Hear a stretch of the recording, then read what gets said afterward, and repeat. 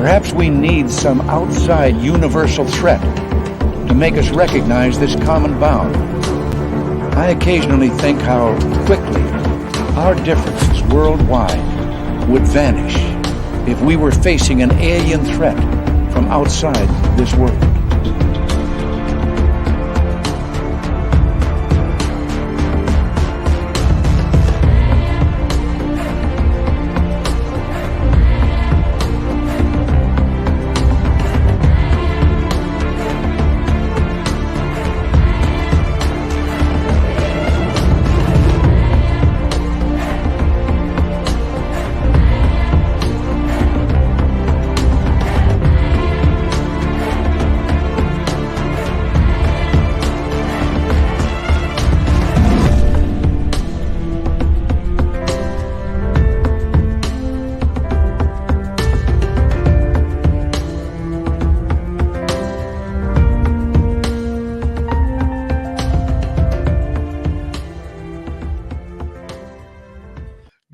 Welcome to Spaced Out Radio tonight. My name is Dave Scott, and we have a great show, the final appearance of 2023 with Geraldine Orozco and the Spiritual You.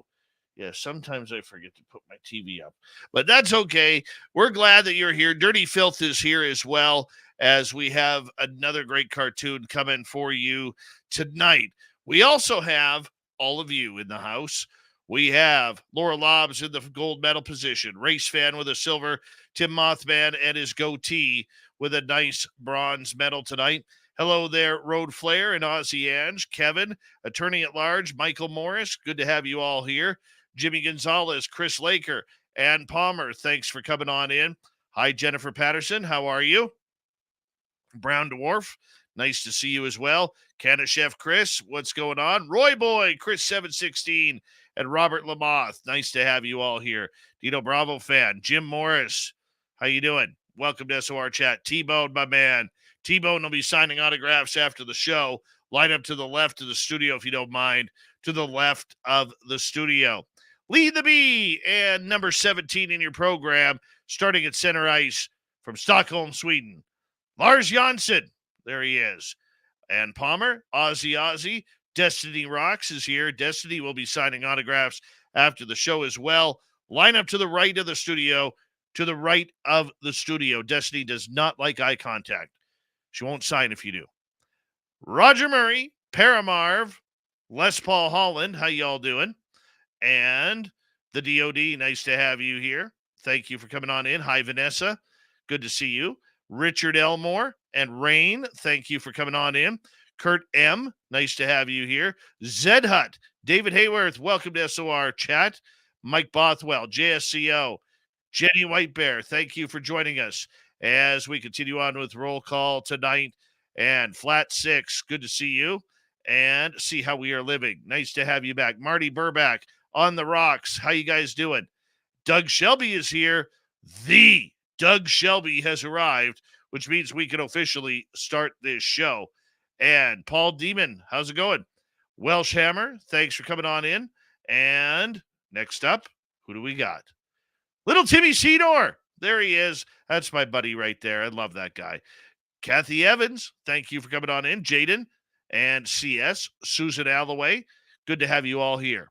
Continuing on, Red Foreman, what's happening? Hope you're having a drink on us. Continuing on, we have Blue Cruise and... who else is next?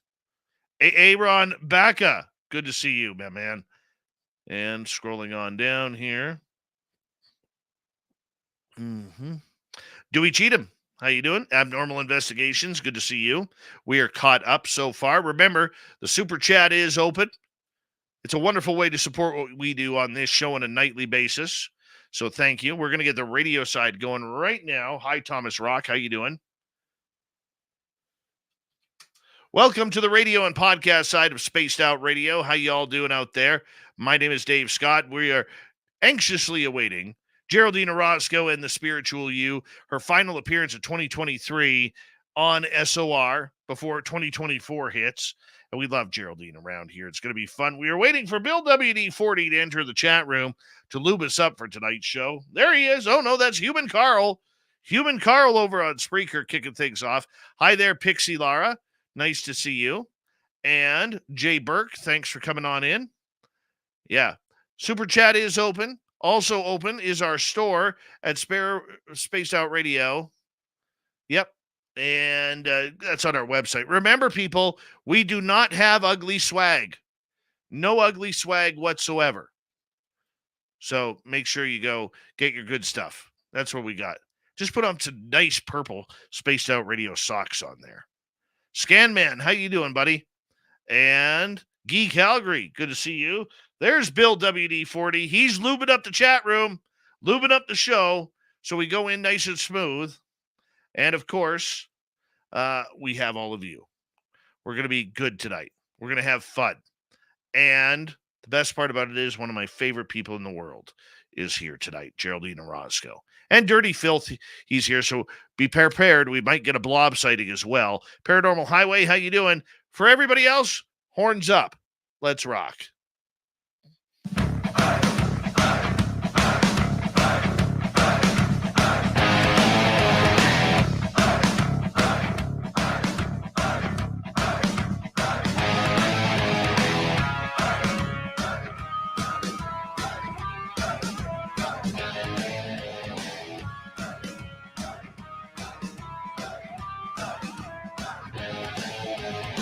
From the mountains of central British Columbia to you listening around the world, this, my friends, is Spaced Out Radio. I am your host, Dave Scott, sitting in the captain's chair of SOR headquarters. We welcome you to tonight's show on our terrestrial affiliates around North America, digitally on Odyssey Radio, TalkStream Live, and KPNL. All of our archives are free. Join us at youtube.com/Spaced Out Radio. Do old Davey the favor, hit that subscribe button. You can follow us on Twitter at Spaced Out Radio, Instagram at Spaced Out Radio Show, and on Patreon at the SOR Space Travelers Club. Our website, spacedoutradio.com. We have a plethora of features for you. Rock out to Bumblefoot, read the news wire, check out our swag as well. Tonight's show is brought to you by Chive Charities. Help make the world 10% happier by visiting Chive Charities today. You can find them on our website. A great show tonight is her final appearance of 2023. Geraldine Orozco and the Spiritual You are here tonight as well. In hour 3, Steve Stockton joins us with another weird story. Following that, it's Super Duke and the Crypted Report. Yeah, this is one of my favorite times of the night, favorite times of the month and year, when my good friend Geraldine Orozco from Bay Area Meditation in San Francisco, California, comes down to join us for the Spiritual You. We've been doing this show for like 6 years with her now. And you know what? Every show we do is still that much more fun than the previous. To learn a little bit about Geraldine, in 2013, she had a life-changing contact experience with aliens. It resulted in the activation of her psychic abilities. Then in 2017, she underwent several hypnotic regressions with vetted therapists to find out what's going on. It changed her life. It changed her career. It changed who she was instantaneously. GeraldineOrozco.com is her website, and we're always happy to bring in Geraldine. Geraldine Orozco, thank you so much for being here tonight. How are you, my friend? Hello, I'm so happy to be here. It's so wonderful to be here. How are you doing, Dave? I am good. I am very good, and I am still waiting for the snow to fall.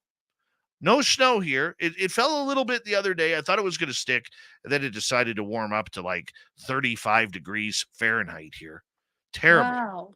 Wow, my goodness, so cold, but I'm so glad you guys still haven't gotten snow yet. Is that better or worse for you? Maybe it's better, huh? The snow? It's worse. It's worse. I'll be honest with you. Worse. Yeah. Because we need the snow for the trees in the mountains, so that way there's no forest fires. Yeah. Wow.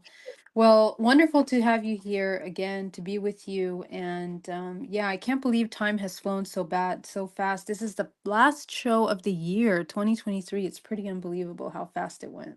I know, and you know, it just seems like that these years are going by faster and faster and faster each and every year, and I can't believe it.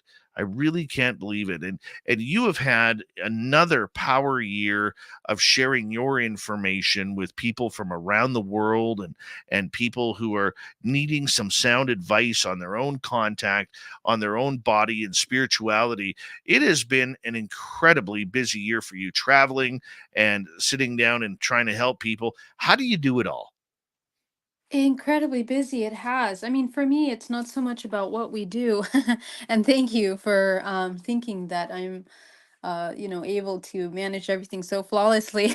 Sometimes, life is very, very busy, but um, honestly, for me, everything that I do is so in alignment with my purpose and so in alignment with what I'm here to do to be of service. And everything's fun. Everything's very fun to me. I really only do what is most bringing me the most joy. And it always ends up being what is most productive and helpful to those that connect with me. So that is my joy. Yeah. Thanks, Dave. You're still having fun with this. You've been doing this now for better part of 7 years, where you made a real strong commitment that this was going to be your new life, your new lifestyle, and everything that kind of went along with it. I mean, looking at everything that's happened over the years, how you have changed, how your own consciousness has changed, and everything that's gone along with it, what is the biggest change you've noticed in yourself?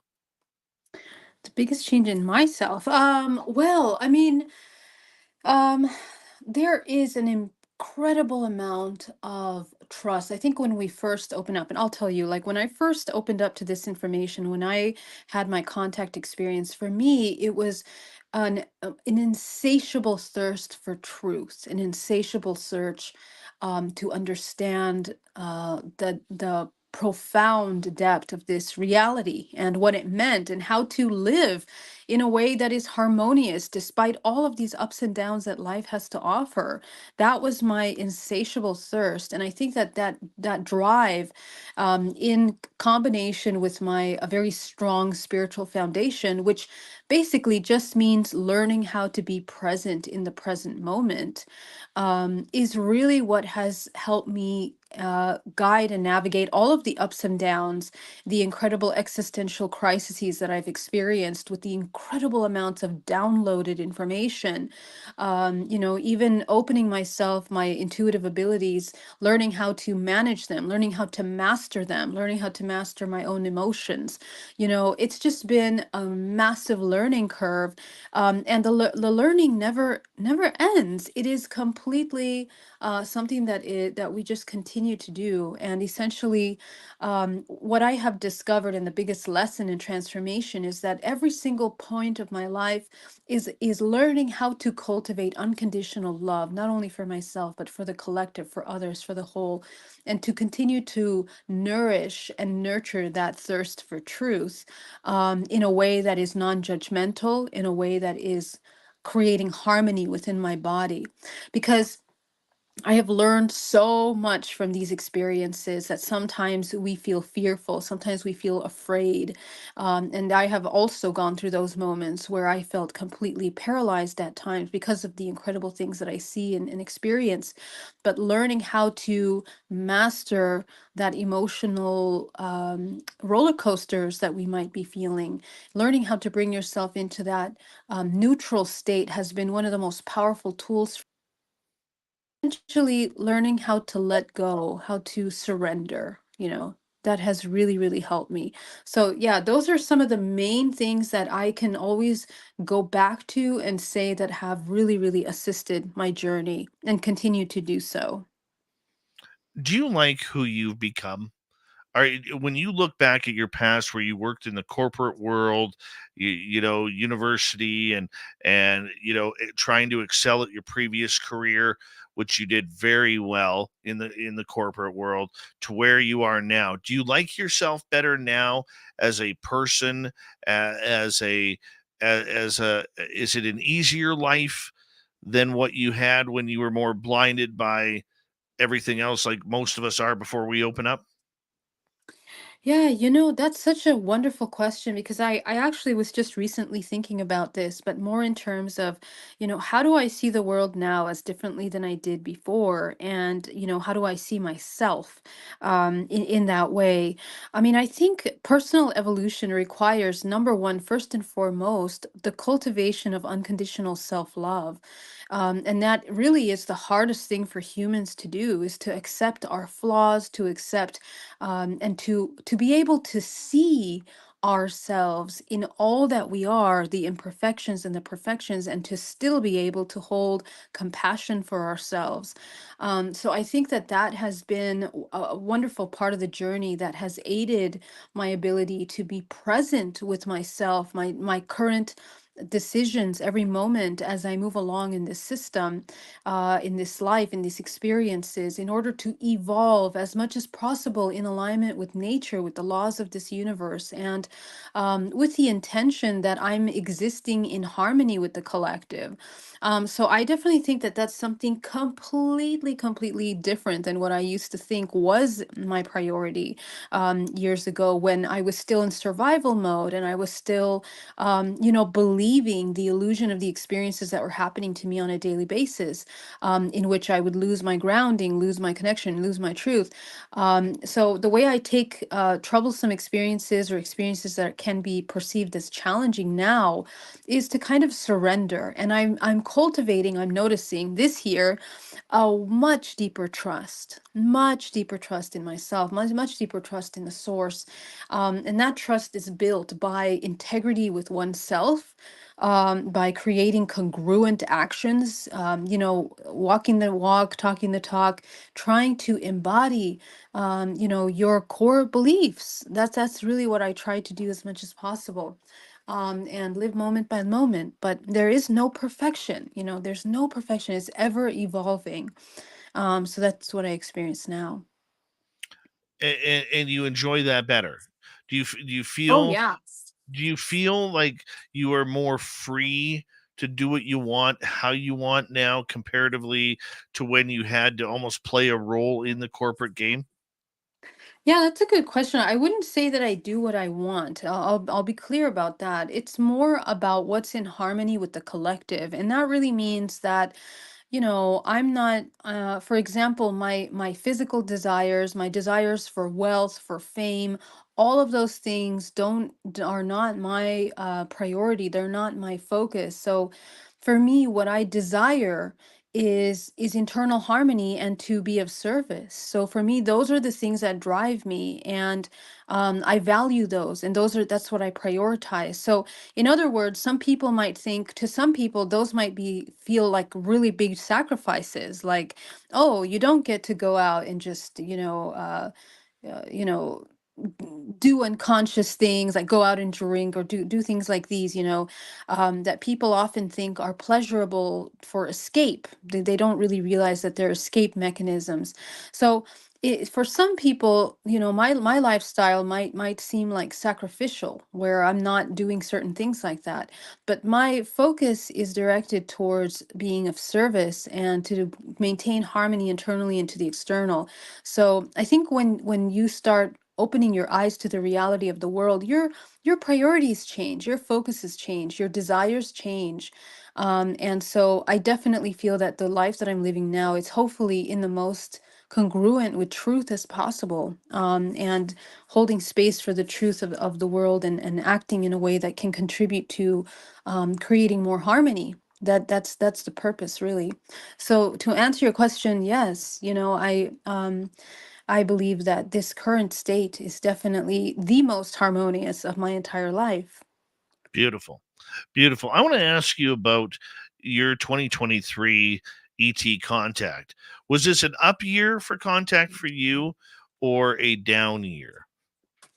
Oh, that's a good question. My contact has changed a lot in terms of the dimensional layers in which I seem to have interactions with. I feel that the layers that I'm mostly interacting with are a little higher in terms of beings that are kind of like from the 12 to the 24 dimensional layers. So, what I'm experiencing now is a more direct communion with consciousness that is non-physical, non-form like. And so I do see still the lights in the sky, you know, the UAPs, UFOs, I guess the kind of interdimensional organic technology crafts. I do see them, but majority of my contact is happening interdimensionally throughout the day, constantly, you know, in waking state, and then also in dream state. My lucid dreaming has really become something very powerful, an entire landscape of navigation and learning. So I think this year has been a year of refinement of my contact. It has been a lot of clarity in terms of my agreements with interdimensionals that are in my ancestral lineage. As you know, I talk a lot about how we hold ancestral DNA of ETs or interdimensionals in our ancestral lineage, which guide the kind of contact that we tend to have. So, you know, just working and parsing through that information has really helped me gain clarity for myself on what, you know, why my contact is happening and what it's for. So, yeah, I think it's been an up year, as with many of the years, but it has refined. I will say that. Yeah, I can totally see where that would be refining for you. When you look at the type of contact that you had, say in 2013 when you started to open up, comparatively to how it is now, has it matured? Has it become a lot more understanding? Has it become a lot more spiritual? Yeah, you know, I think maturity, you hit the nail on the head, is exactly the word that I would use in terms of spiritual maturity. And I think that that's kind of the theme for a lot of us right now, in 2023, going into 2024, that we are needing to mature spiritually, to a level that, you know, we understand that we are headed towards unity consciousness. And what does that mean? Both internally, the work that we're doing internally to prepare for that, and then on the external plane, you know, what does that mean externally? So, you know, like, you know, there's so many divisive things that are happening in this world around us today, that even with the whole disclosure situation, you know, causing a lot of division within the field itself.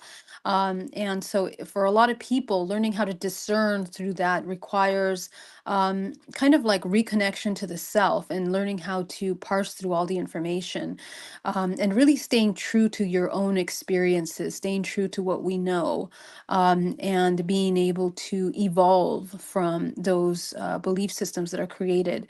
So I think that it's definitely a maturity that we're all being called into when it comes to contact and, at the greater whole. That's awesome. That's awesome. And when you go through that type of contact, do you notice if you are being taken more or less during these times? I notice for myself, I can't recall the last time I was taken. Yeah. It's been a while, and at some point, I literally say, "Hey guys, like, what about me? Like, have you forgotten about me? What's going on here?" That's true, but Dave, you're very interdimensional here on Earth. Maybe you're the alien bringing consciousness here on the Earth. You know, maybe you're the Oh one my. that's bringing the awareness to the Earth. I have to say, you're doing so much wonderful work in this world, with all that you do. You know, so, you know, I think our relationship with these traditionals is a very personal thing, and, it really, I do believe that contact, has gotten more for me personally, but the veils, at the same time as the veils are thinning, we are really having to step up to the plate in order to experience it, because we're moving through major cosmic densities. Okay, it's like the solar flares that have been happening, the waves and the frequencies that are hitting the earth are pushing humanity. Like, if you want to connect to source, you have to really, you have to change your vibrational frequency. You really have to, and you have to understand what that means. in order to open yourself up. And also, because the veils are thinning, dimensions are merging in a way that we are interacting with one another. And remember that within our DNA, we hold these beings, these species encoded within us, which allow us to have access to the kind of contact that we're having. And even when we meet one another here in the earth plane, we are literally, we sometimes are being united, sometimes brought together by those lineages, by the by the need of that union, of that awareness, of that part of us.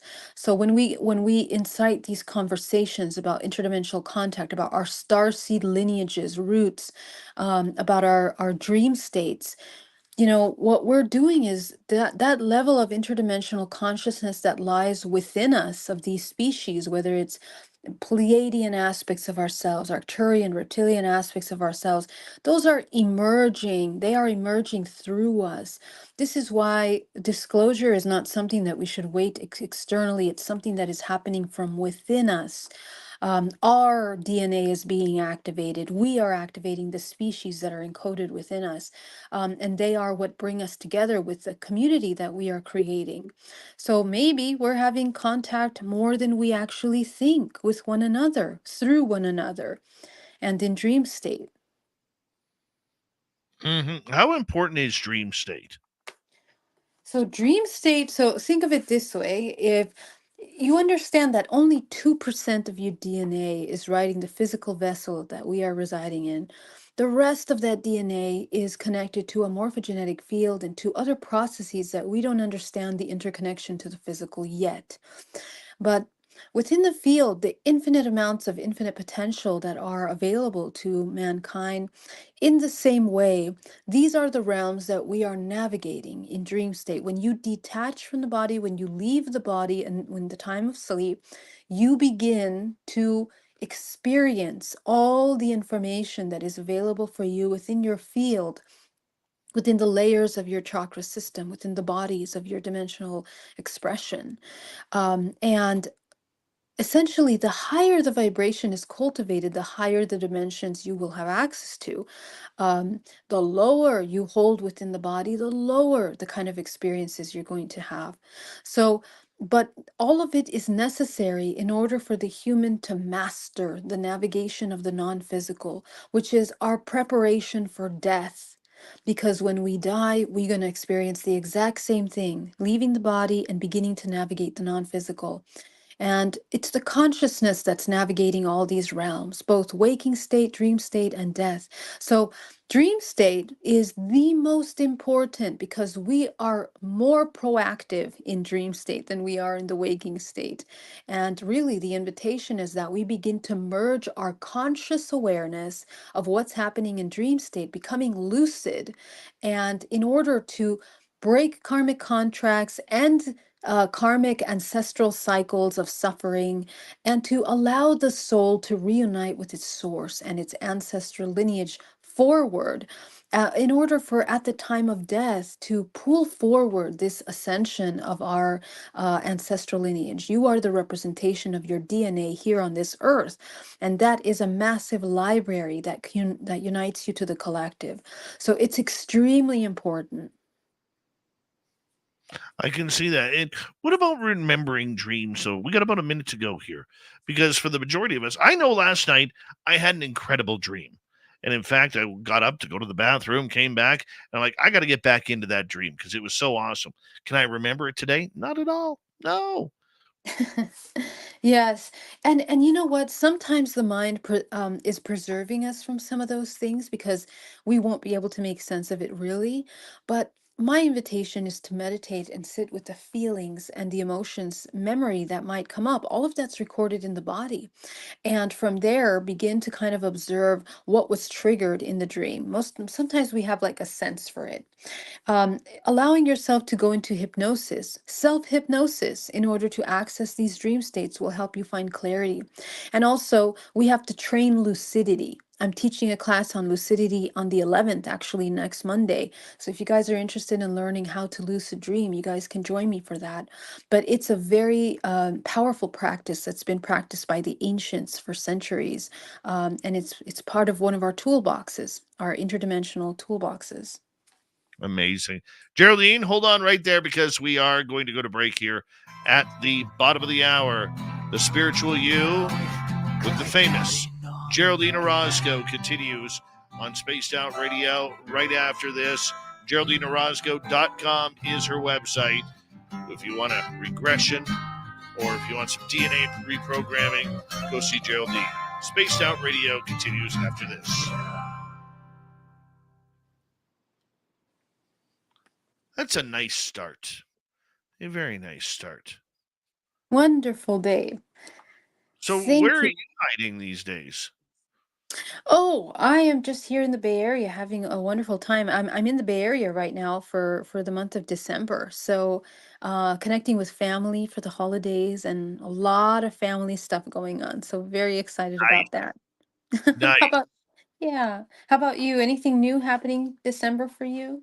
Well, let me see here.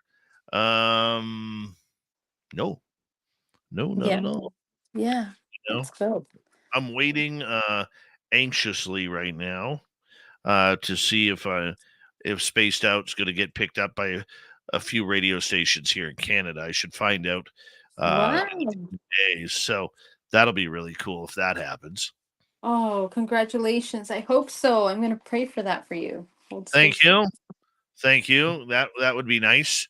And so I'm hoping on that. And then Christmas is right around the corner. And let's see, I cut 2 hockey sticks today. Got my son's skate sharpened. I had a healthy lunch. Oh, Yeah, I put up these 2 signs right here. This one well, and that's this cool. one. Yeah. Oh, uh-huh. And Awesome. yeah, wondering if I should add to my shoe collection. But I need a new pair of sneakers. I think that's a yes. That's always a yes. Yeah. Yeah. Simon the Likeable, how you doing? Dirty Filth, what are you drawing down there?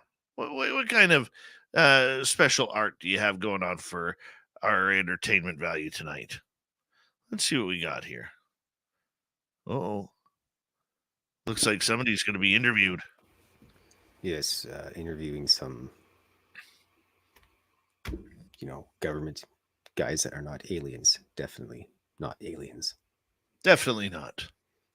Looks No beautiful. disguises at all. Did we catch you off guard? Oh, I just had to turn my microphone on. Where's Blob? I have no idea. She's at the bottom of the stairs and then didn't want to come up. So there's no cats in here, actually. It's just strange. Yeah. Hi, Anne Joanne. How are you? And yes, Aussie Ange. Trying to eat healthy. Yes. Until Christmas time. Do you eat turkey, Geraldine? No, I don't. No, I'm pescatarian for now. What the hell is pescatarian? I just started eating a little fish recently, but I don't eat meat. No. How about you? I don't eat fish. Oh, okay. You eat meat, you eat turkey? Yeah. But I did Okay. a couple weeks ago see a giant 1,200, 1,400 pound moose in the forest. Wow, beautiful. He was beautiful. Oh my He was God. very beautiful. What a And blessing to get to see that. yeah, he was really beautiful. And then the other cool thing about it, here's the funny part about nature. Hmm. Uh, when the first snow falls, the rabbits turn white and they Oh, can't really? change their color until the spring again. So driving around the forest, you see all of these white rabbits trying to hide and stay absolutely still and you pull up on them and you're like, I see you. And they're like, no, you don't. And then you're like, yes, Oh. yes, yes, I do. I see you. You're white. You're right by that rock. You don't see me. And you're like, yes, I see you. And they're like, no, no, you don't see me. And it, Mm. it's weird because all of a sudden, like, you never see a rabbit. Like, you might see the odd rabbit when you're driving through the forest, but all of a sudden to see like dozens of rabbits, Mhm. and they're so cute. Oh, 'Cause I like rabbits, that you is know. so cute. Oh, I love that. How beautiful. I had no idea that they changed their color to white. I don't remember learning that. That's Yeah, incredible. yeah. They Wow. changed. They changed their because white's a nice Right. camouflage. Right, right, right. Yes. How beautiful. Wow. Mm-hmm. All right. Let's say hello tonight to my brother Eugene at Braxton. Potato Grouse, good to see you. Nick Atkins, thanks for coming on in. Mark Sanchez and his collection of Hawaiian shirts, good to see you. And thank you to Twigbird, Mike, and Shelly for the super chats. Here comes the second half hour.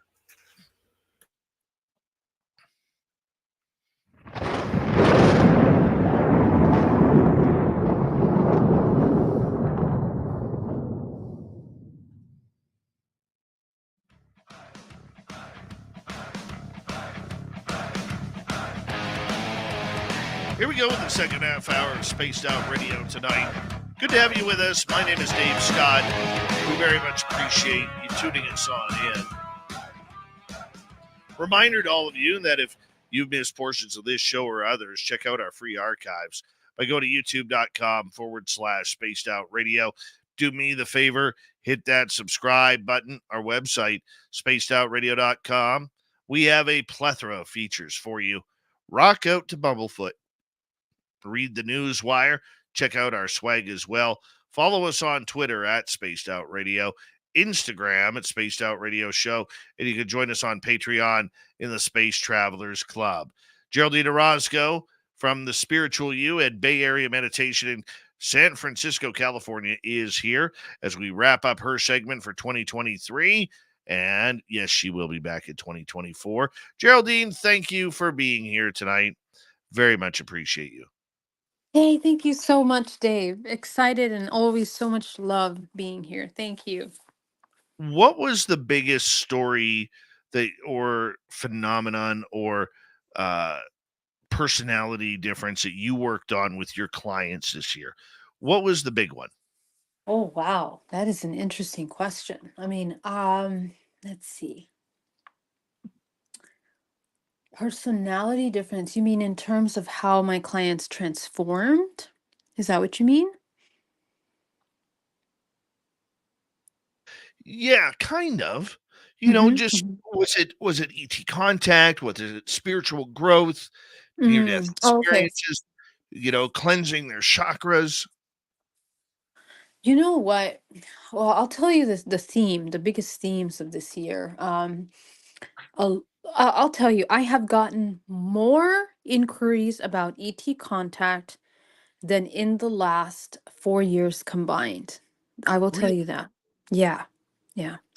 So that for me is the truth, the complete evidence that we are either having a rise in the awareness of interdimensional contact, or the veils are thinning to such an extent that people really are recalling more of their experiences in dream state and even waking state experiences.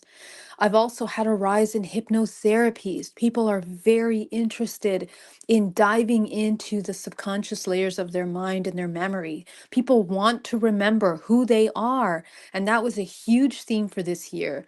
And hypnotherapy is such a powerful tool to begin to remember who you were in past lives, which allows you to activate your DNA here in this body, even healing abilities.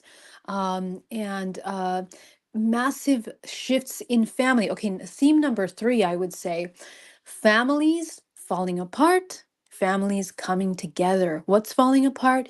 People that have found their spiritual truth or have gone into deep healing are waking up consciousness in relationships that no longer align anymore. And those have been major change themes families, a lot of families have fallen apart, divorces, breakups, and then also powerful reunions with people that are really in alignment with each other. So I think it's almost like humanity is kind of like a jigsaw puzzle, kind of like rearranging itself into a perfect fit for what we're going to be going into in these next 10 years. People are finding their community, their soul groups. So those are some major themes. Also, another big thing, healings in terms of okay, so two sides to that. Number one, people getting really, really sick, and that causing a wake up call for people to make spiritual transformation, and then actually pushing people forward in that spiritual transformation. That's been really interesting to watch this year. And the other side of it, people healing. Powerfully healing illnesses as a result of their spiritual work. I've seen that more than I have seen that in many years. Also, one more thing, pregnancies that are manifested, people that are looking to have children are really becoming more conscious about the way that they're conceiving children, the partners that they're choosing to have children, you know, whether it's the lifestyle choices that people are taking, but more conscious co-creation and really, really embodying that. So those have been some pretty strong themes this year. Yeah. Okay. Are people wondering if they're having contact, or is this a bunch of new people claiming they've had contact? New people that are finally speaking out about it, new people that are trying to make sense of experiences that they've been having that have taken their life out of harmony, really, because, they literally don't have anyone to talk to about it in their families and they're going crazy. They're like, I need to talk to someone. Am I going crazy? So I think it's the emergence of new contactees, people that you never thought would talk about ETs are now coming out and saying, "Hey, I actually have experienced something like that, and I need some help making sense of it." So yeah, so that's been really powerful. I can see that. Okay, and the contact they are having, do these people understand that there are aliens out there that are contacting them? Are they more humanoid? Are they the grays? Is it a combination? It is a combination. It is a combination. And that's something that I really would love to talk about more in depth at some point. But you know, um, I guess there we go through layers of a contact. As contactees, it's like we kind of have different kinds of experiences, and it's important to understand the difference between the kind of experiences that we're having. But some of these experiences, they're seeing um, uh, people, humanoids that are highly, highly advanced, maybe like angelic type beings, um, beings that look like deities, things like that. But then having a clarity that these are interdimensional beings. The other side of it is like completely different species that people are connecting with. So they describe an Arcturian based on what, most descriptions have been about Arcturians. Lyrans, cat-like beings, hawk-like beings, dog-head beings, like these kinds of beings that people are merging. And the interesting part about it is that a lot of these people that are seeing these things, they don't really have a background with researching ET contact. I find that very interesting because usually, if you're a researcher in ET contact, some of you are quite versed on the different species and the way to have these experiences. But these are people that are new completely to the field. So, they don't understand, they can't quite see the whole picture yet, who they're interacting and why. So this is why hypnotherapy is always really powerful for that. So we end up doing something like that. Right. See, the reason why I'm asking is in Yeah. today's society, with everybody trying to be different, I often wonder how many of these newbies that are coming out about their alien uh, contact are actually people who are just wanting to be attention seekers. We're seeing a Mm, lot of attention seekers due to social media, TikTok and Instagram being two of the worst. mm, Okay. mhm. And everybody's looking to get their name in a headline somewhere to get more clicks or more likes or more popularity on these platforms. And I'm wondering if we're seeing an uprise in this because people want to be a part of the UFO stuff. This is popular right now in headline news and with people talking about it everywhere, right? And Yeah. I'm just wondering if that's what we're seeing. You know what, Dave? To really look at this, honestly, reviewing the past few years, the percentage of people that are trying to be public about their contact, I would say is probably around 1% of the people that I see. Um, the majority of the people, they really don't want to go public with this information, and that's kind of how you know that they are really, really experiencing this stuff. A lot of times they're kind of scared in the beginning, right? Because they don't understand what's happening. They just want to make sense of it. They want to be able to sleep again.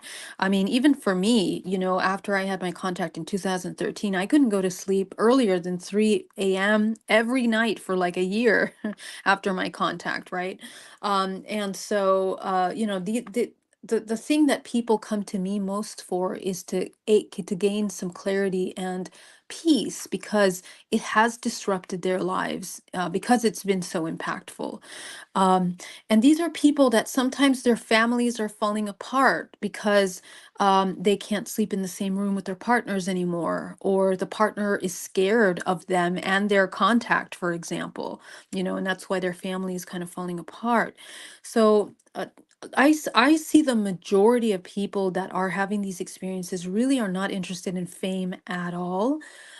They are really looking to get answers, and that's kind of how because I have had many opportunities to invite experiencers here local to me for projects, for example. There's a lot, the Hollywood industry, as you know, has come together, and they are producing massive amounts of contactee and starseed theme shows, reality shows now. In the next few years, many will come out. So it's a hot topic. And it's very hard to find people that are willing to go on these shows to be interviewed. Oh People don't want to. Yeah, you know? Well, we see it here all the time. But you know what? Yeah. It's the brave ones that are coming out and telling their story. Mm, I just look at it, the only reason why I ask that is there's always somebody looking for their 15 minutes of fame. mm-hmm, You know that, mm, you know mm, that, and I know that. And you just don't want to see we've already had enough charlatans kind of try and take advantage of people in this subject that you don't want other people to get, involved with that. But mm. hey, if you're not seeing it happen on your end, that's a good sign. It's a very Yeah. good sign. Yeah, I mean, at least for, I guess it's just really about the kind of work that I tried to do. I really tried to connect also the spiritual and this kind of contact, because people need to understand that I mean, you can tell right away when someone isn't really having these kinds of experiences. Contactees, they are highly empathic, highly intuitive, and there is an evolutionary process to that. Most people that are really high vibration, they're the ones that are having these really incredible interdimensional contacts because it requires the cultivation of vibration to even be able to interact with those. So we're learning, we're a human race that is learning how to master interdimensional awareness. And it's people like you, Dave, that creates these the radio show to talk about these topics that are so needed at this time, to educate the human race into understanding even the language to be using to describe the experiences. Because 20 years ago, these kinds of radio shows were not very, they were kind of unheard of. It's not something that you could just pop on and listen to. And a lot of my clients that listen to your show, listen to other shows that I have been on, they are super grateful. They're like, God, I've been looking everywhere and I didn't know how to even ask for help, but now I know. So yeah, I think we're going through a learning curve, Dave. So I guess we got to treat each one with compassion, And it is a psychological thing. I mean, if people are looking for attention, also there's some help that needs to be addressed there. And the problem with that, for those listeners that are in that, is that remember that sometimes these realms can also be very parasitic, and contactees that are just trying to get 15 minutes of fame can also be used in ways that are not going to be nice for you. So don't seek out just fame. That will never take you somewhere safe and somewhere productive, because there are parasitic groups that are looking to make a quick buck off the person that wants 15 minutes of fame. So we have to be very discerning with who we connect with and who we talk to about these things. ET contact is very personal, so keep it sacred, keep it safe, and it's a personal evolution thing. Respect your experiences, in other words. Yeah. You mentioned that a lot of people are having new experiences with not only grays but humanoid type beings, etc. I mean, what are these people saying? What is their experiences they are sharing with you?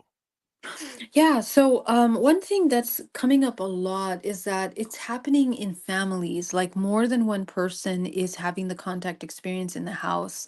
And kids, a lot of kids are having contact. A lot of kids are having contact. And that's another thing that really went up this year. I'm working with more kids than ever, little kids that are having disturbed sleep and dream states. They go to a psychologist. Of course, a psychologist or psychiatrist wants to prescribe medication. And for those parents that don't want to prescribe medication to their children, begin to look for alternative modalities to get support. And sometimes in these more holistic modalities, like psychotherapy, we can find some techniques that can help the child access what is actually happening in those dream states, in disturbed dream state. And you'll find that there's a lot of contact happening there. So again, part of educating our human race right now, we're also having to educate our children that are widely awake, they're widely conscious, they're super intuitive. We have to hold space for them. And when a parent hasn't done their inner shadow work, it's really, really testing on them to be able to do that for the child. So hand in hand, what I'm seeing is that both parent and child are learning. They're having to learn. They're having to do their shadow work. They're having to be open to the unknown, because the kind of contact that's happening is everything from spontaneous healings to, I mean, there was a little child the other day that had a dream where this white light and this being with huge white eyes came out of a light, touched the head of the child, and the head and the child that had a nervous system impairment, from the vagus nerve down to their nervous system in their chest. They were having severe back pain and severe neck pain, was just cured overnight. Next day, the child was completely fine. So this is a really powerful, experience for the child, and the child has to learn how to navigate that, and so does the parent. So things like this, I mean, also people are having a lot of missing time experiences. I also get a lot of people claiming missing time, which is interesting. They're experiencing that, one moment they're in a room at 3 a.m. in the morning, and next moment, they're walking outside of their house, and a lot of these clients, like, they're vetted. They're seeing a psychiatrist, they're seeing a doctor, to understand what's happening. Are you a somnambulist sleeper? Do you get up and walk around in dream state? And these are not clients that usually do that. These are one-off situations that people are experiencing. So again, we're having to learn about the phenomena. And I mean, I've heard so many different kinds of stories this year about these kinds of contact experiences. Amazing. Amazing. Geraldine Orozco and the Spiritual You continues on Spaced Out Radio. We have about 5.5 minutes left before we got to go to break at the top of the hour. As you continue on to grow and chat with people and learn more about them, are there any similarities these newcomers to the field are having, whether it's the type of race, the type of beings that are coming, whether it's, projections of their own psychokinesis or consciousness. How is that going? What are the similarities? That's a really great question. A lot of physical contact that is happening when people wake up consciousness and they find themselves underneath a light in some kind of examination room. That is still a very common experience that people are having. But more than that, what I'm seeing now, people are in kind of interdimensional, intergalactic classrooms. They are being downloaded massive amounts of information. Sometimes they're being taken to different planets. It's almost as if they are remote viewing other civilizations that are advanced, and they're being taught this. It's like we are being taught in another dimension. The human race is evolving. So I find that really powerful because it changes the lives of the people. The people are refocusing their attention from their everyday survival life into something that is searching for solutions for humanity. And because they get these powerful downloads, they find new ways of living and existing. So I definitely think that there is an element of ascension of some kind or influence in moving humanity forward, that these experiences are providing individuals. It's hand in hand with their spiritual work, but the kind of information that they're getting is catapulting their awareness. And it's really important to understand that these are not clients that are on drugs. They're not taking psychedelics. My opinion about psychedelics is try not to use them, try to have organic experiences as much as possible. And that's what these are the kind of people that are receiving that kind of information. Okay. And I find that very interesting. There's nothing wrong with experiencing with psychedelics, but a person that can access these memories in their conscious, sober state is really powerful because, we're not messing with the chemicals in the brain. We're not messing with those integration processes that are important. So yeah, there's a lot in terms of the information that's coming through. I can see that. And the idea that this information keeps pumping forward, are the messages from the ETs the same? Are they That's the still key trying to question.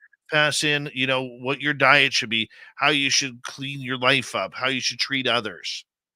Yeah, there is a lot of that, but what I see is if I were to narrow it down, expanding consciousness, multidimensional thinking, unity consciousness. This is the direction of the communications that are really coming through to humanity.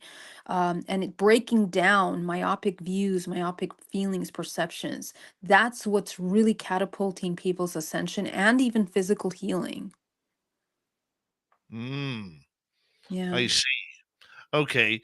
The with that being said, do you feel that the majority of people who are new to this are they struggling to try and understand why this is all of a sudden coming up, Mm-hmm. especially when parents try to kind of bring it forward to their children when their children are talking about it? Yeah, absolutely. That's part of the emotional support that we need to provide as a community, to brothers and sisters that are having, because it's very overwhelming for them. Sometimes, as studies have shown contactees can have PTSD. And so, yeah, making sense of this is uh it's a transmutational journey. Like we have to change paradigms of belief systems to be able to accept interdimensional consciousness. It really is. Um, and we have to be compassionate ourselves and have patience during this process because it's not easy. We have to break away the matrix programming, essentially. Everything that we've been taught, everything that we've known to be true is gently falling apart.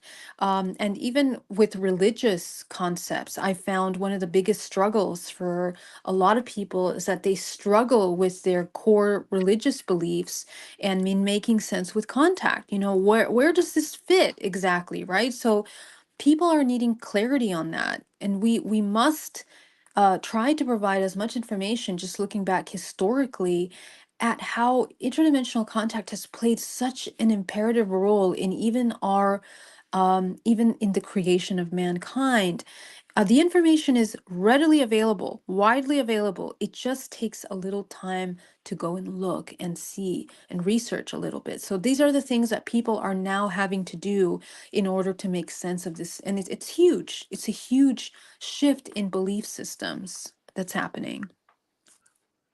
Well, we're through 1 hour of Spaced Out Radio's The Spiritual You with Geraldine Orozco. We have her for another hour here on the big show. We will continue to talk about ET contact, the newbies, the children who are now being contacted from the stars. Spaced Out Radio continues with Geraldine Orozco. GeraldineOrozco.com is her website. We will be right back. Stay tuned.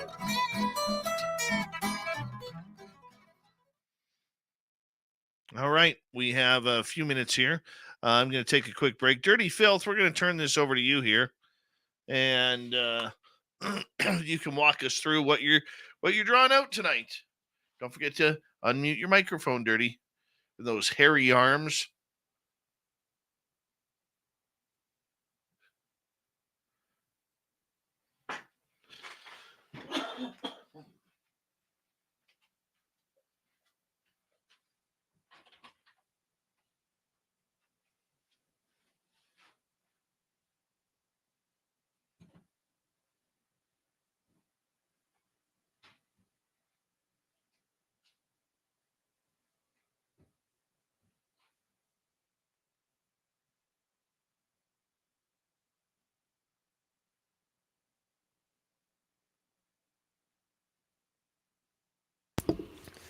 Sorry about that. I had to get the I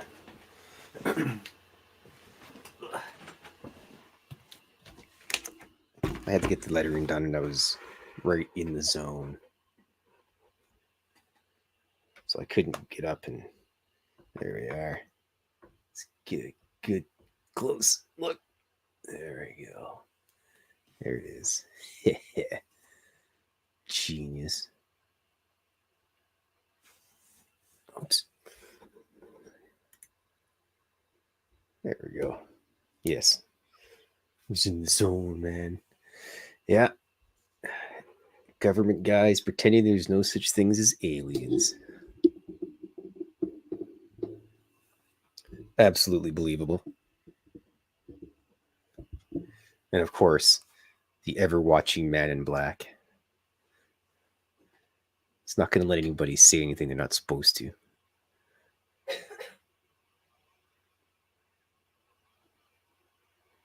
Super Duke. You need a little more purple in there. I got these fancy headphones, so I don't know if I'm yelling or not, so.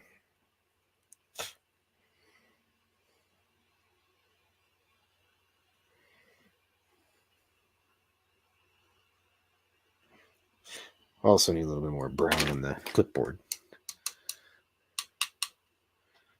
Bumblebee blotter acid. Oh boy. I don't think I have 16 hours to putz around.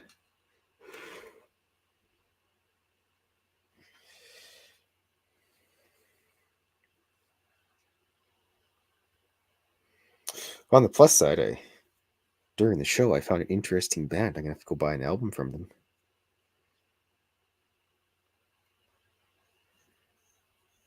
There we go. That's better. Now it's to my satisfaction. Oops. Yeah. Genius.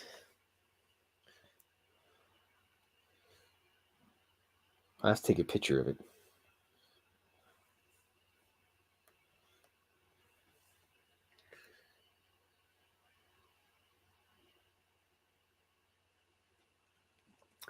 Well, I hope everyone's having a good... What becomes of the art? Well, to be honest, I scan it and I put it together, computer files to save for a book, and the physical copies sit on my shelf. I protect them from the sunlight, though, so the color doesn't fade.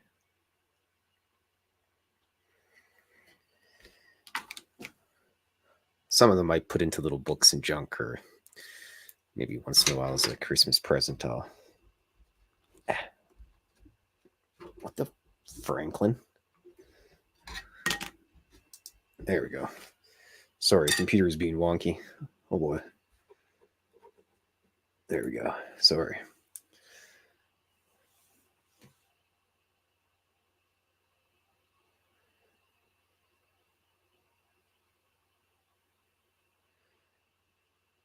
Yes, flat 60 archives. Everything gets archived basically. I put them in nice slats of paper and junk. I've sold a couple to some people in junk, but I sell them for outrageous amounts of money. So only doctors, lawyers, and Indian chiefs get them. Well, hey, Super Duke. Look at Dave. Look at those goofy costumes.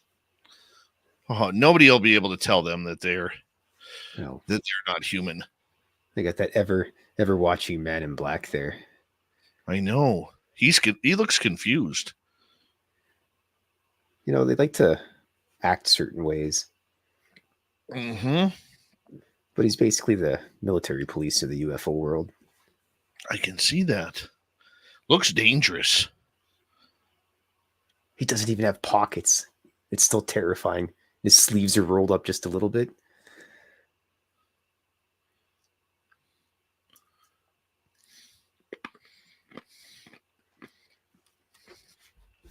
All right, Filth, I got to take back over here.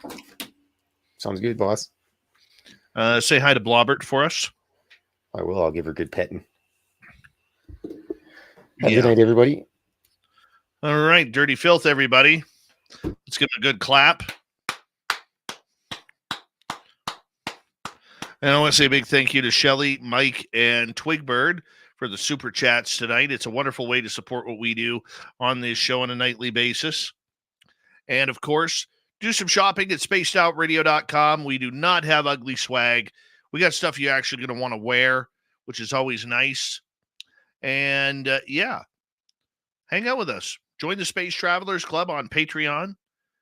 Here we go, everybody. Hour 2.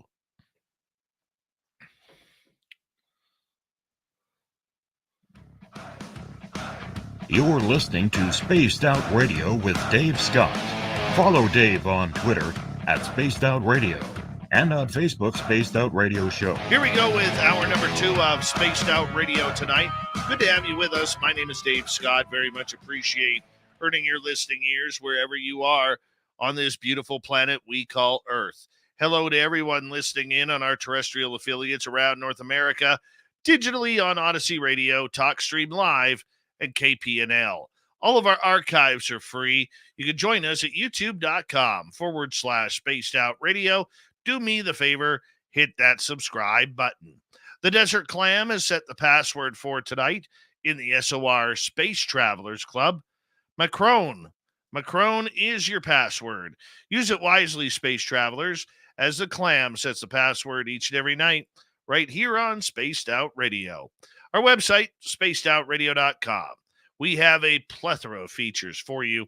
Rock out to Bumblefoot, read the news wire, check out our swag as well. Follow us on Twitter at Spaced Out Radio, Instagram at Spaced Out Radio Show, and you can join us on Patreon in the Space Travelers Club. Hour number 2 with Geraldine Orozco is underway. Her website, GeraldineOrozco.com, where we are taking a look at children who are having ET contact and ET presence. Geraldine, thank you so much for joining us, your final appearance of 2023. Yay. Yes. Thank you so much, Dave. All right, let's get into children and UFOs, aliens. What are children seeing? Okay, so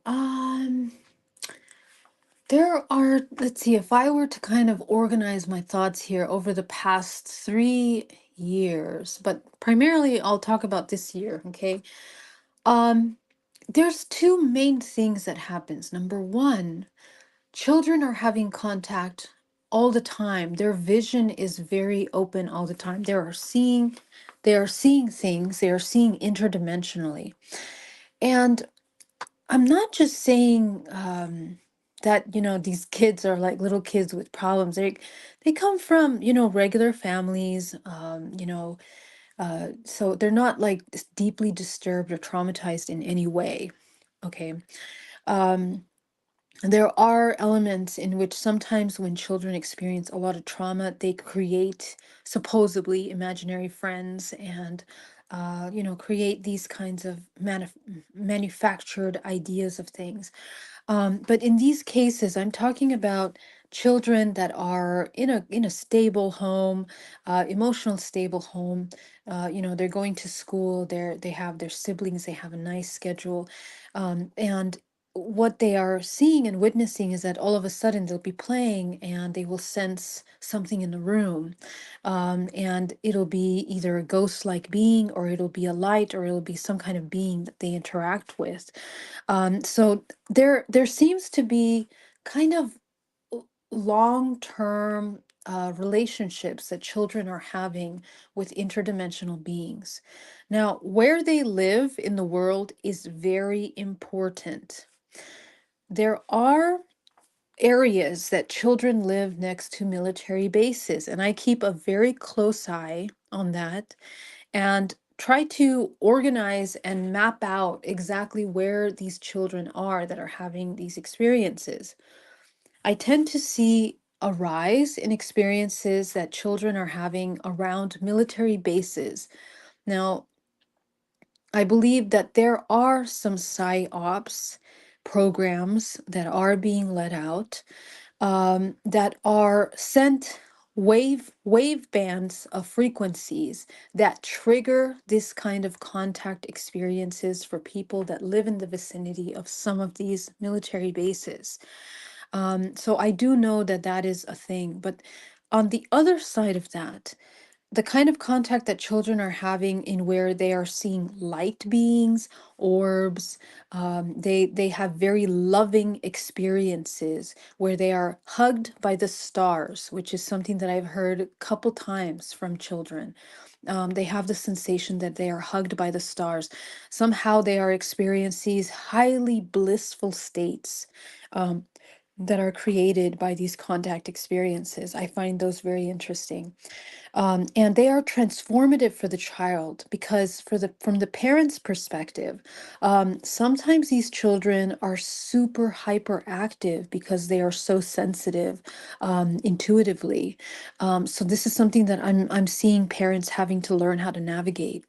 How, the solution is not to medicate the child, but to teach the child how to hone those intuitive abilities, to not get overwhelmed by them, and to allow the child to learn how to focus and have kind of a double vision of being aware of the interdimensional presence, but also being able to operate everyday life, schoolwork, playing with friends, having a healthy lifestyle. And I think that's the biggest learning curve that parents are having. Um, so the kind of things, another thing that's really big is the kind of downloads that they're getting. And these don't only take place in dream state.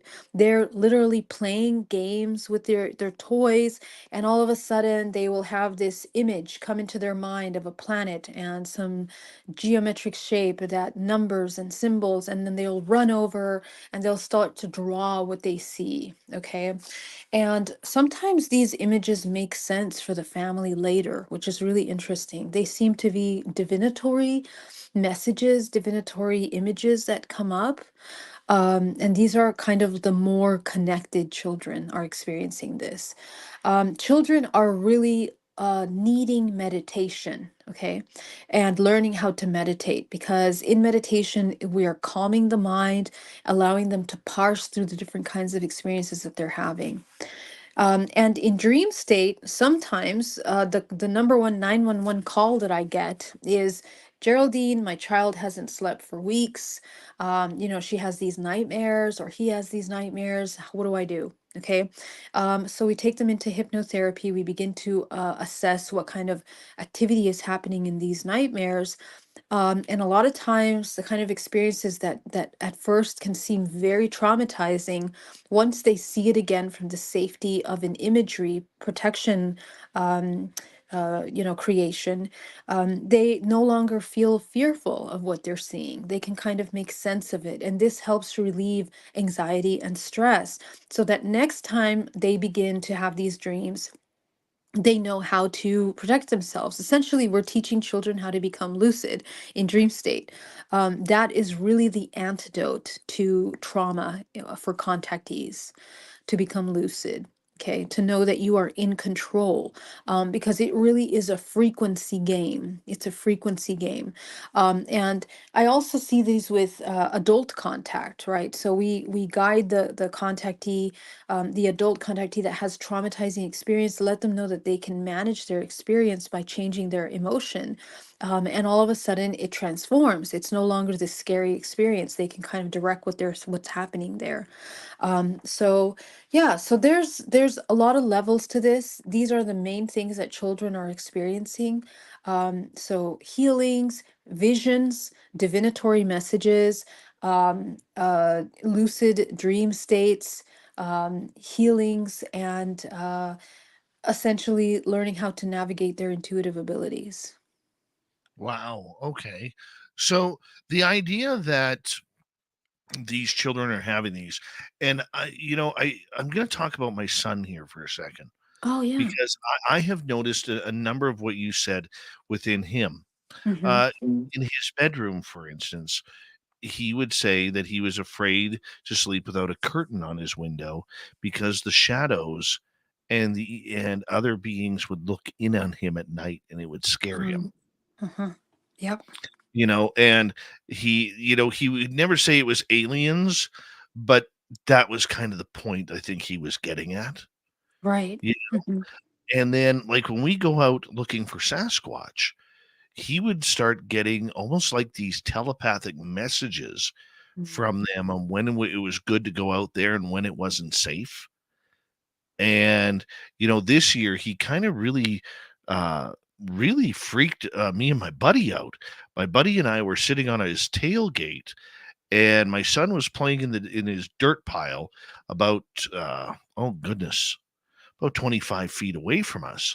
And my buddy whispers over to me, and he points to my left, and he goes, "I hear movement in the trees over there." And he said it real quiet. And within 10 seconds, my son, who's like I said, 25 feet away, jumps up on his feet and says, "They're here." And he point, Wow. and I said, "Where?" And he points in the exact direction that my friend Mike had pointed in. Wow. Wow. That's amazing, Dave. And Mhm. so I believe that these younger generations are more in tune. They're Absolutely. more they're more understanding and more accepting of high strangeness than we've ever seen before on this planet. Mhm. And the question is, are the parents of these children ready for that type of contact where all of these star children seem to be popping up over the last 15, 20 years? Mhm. Such an awesome question. And unfortunately, sometimes the answer is no, right? And so um this is where things get a little bit, difficult and challenging for the children, because what I find is sometimes, usually with more I've seen it a lot with religious families, actually, that sometimes they think of this as demons, which in history, they have been called demons. There are parasitic beings in the interdimensional realms. That's a very valid thing. But they immediately equate it with something demonic. And this puts a lot of fear into the child, and that can severely block the child from their intuition, which eventually ends up in illness, because the child is designed to be interdimensional, right? As we all were when we were born, our vision was wide open. And what happens when the parent says, "Oh no, don't talk about that," or "Don't see that. You don't see that. You don't, don't, people will think you're crazy." Severely blocking our ability not only to manifest physical wealth, physical security, physical abundance, but also interdimensional connection, spiritual realignment, spiritual trust in the self, and that lack of spiritual trust in source is directly a lack of trust in your ability to heal your body. So these children end up growing up with illnesses, severe illnesses. So it's really important that the parent understands the consequence of not being able to hold space for that. And at this time that we're going through a major departure, which we are going to be departing from very deep rooted religious belief systems, those are going to be gently falling apart in the next 5, 6 years. We're going to see it dissolving rapidly because of the evolutional jump that we're going to be experiencing in technology, science, and interdimensional frequency collectively. It will absolutely open up through disclosure and through the level of heightened technology that we're coming into an entirely different paradigm for humanity. So, unity consciousness is not only about, just this idea, it is the embodiment from each one of us, grassroots, at home, what you're experiencing in your dream state and with your family that you need to learn how to master. So, the parents needs to be able to prepare themselves to become friends with the unknown. And as I find the contractual agreement between a father and a child, a mother and a child, a parent and a child, is always spiritual growth for the parent. The children that are manifested are specifically designed in their personality, in the likes, dislikes that they hold within them to trigger the parent into evolutionary growth. So I find this a lot, and it becomes a trigger and a challenge for parents that are not willing to look outside the box, for that. And so another part is that the children begin to feel very isolated, and that is never a good thing. A child that becomes lonely, children become recluse. They don't want to connect with other kids. Then we have children in school that are playing out these dynamics of judging each other, even though a lot of them are having same experiences. They're just taught to ridicule and to protect themselves in a defensive manner, in order to not be vulnerable. But one thing that I experienced this year that was interesting was working with a school, teaching meditation, and just not because I instigated the conversation. One of the children said, is it okay if we see beings in our meditation, right? And I said, what do you mean? And as she opens up, she begins to say that sometimes I see beings when I'm meditating, and they look like this. And she describes it to me, and it really describes a lot like a gray, right? Tall being, 8 feet tall, big eyes, thin body, full of light, right? And so all the little kids started to say, hey, I also see something similar to that. So I think we need to have the conversation. So communication is my invitation. Please communicate. Make a space for open communication. If nothing else, make it a place for creativity. Allow your child to speak the wildest thing that she has to share, he or she has to share, in order to allow them to practice this, and allow them also to help practice authenticity, get connected with their emotions, to be able to express their emotions in a clear, concise way, in order to be able to be as authentic with the kind of experiences that they're having. Um, because on the other side of this, what I see children that are desperate and have been told no for a really long time, sometimes they start making things up that are crazy in order to get the attention of the parent. Okay. That's another thing that parents need to be careful. If they suppress the communication for the child will do something to get the attention, and this can really be stressing for the parents because then it gets out of hand. So we have to be able to hold space. Those are some ways to kind of look at. Okay, so how does a parent define the difference between imagination and actual contact with their child? Right. So the answer would be you can't really. Um, and this is where the parent has to train their own intuition. Okay. So here's the thing. In families that I work with, families, because I'm working with the father, the mother, and the children, okay, where everyone is working on training their intuition. Why? Because what happens in a family unit that begins to train this level of communication, first of all, you're training not to lie, to be completely authentic. You're training our families to be communicative in a way that is safe. Okay, those are two super important things. And training each other to be in vulnerability, safe vulnerability. Father, mother, both hold space for that. Okay. So this is something that's really important. Imagination is a tool to be able to see the non-physical.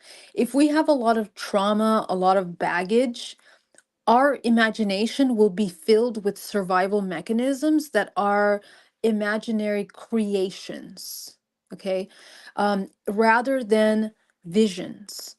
And I think that a parent knows the child, most parents are able to discern from their child to be able to know and when the child is lying or being dishonest.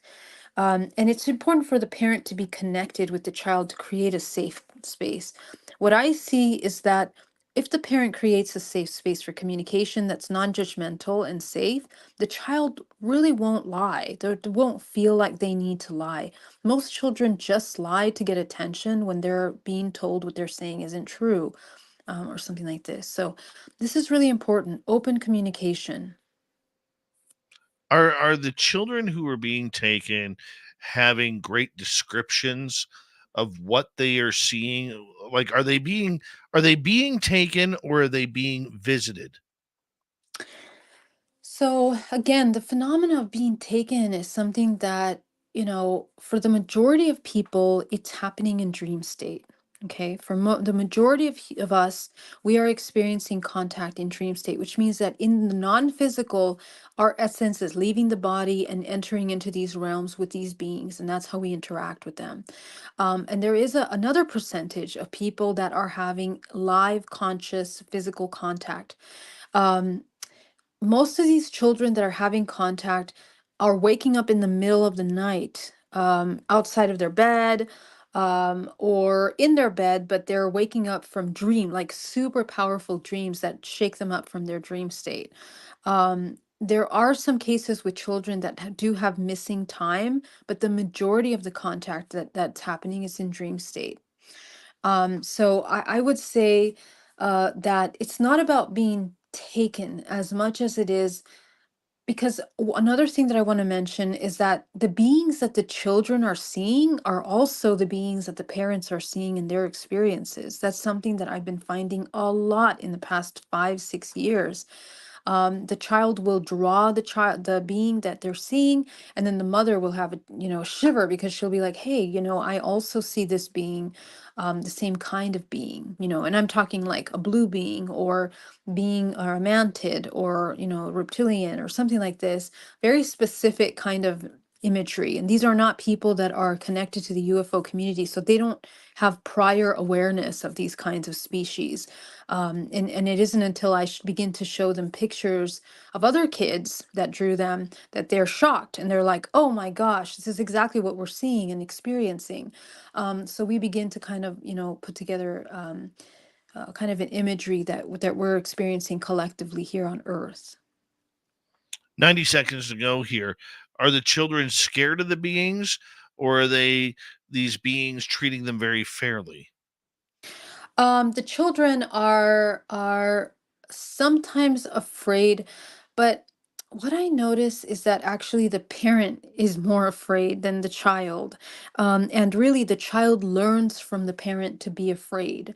So that's why I tell my parents, please try to stay as neutral as possible when you experience these things, to not influence the way the child processes. Because what I find when the parent is neutral, that the child is able to explore in that childlike state of curiosity what they're experiencing, and they come there to their own conclusion.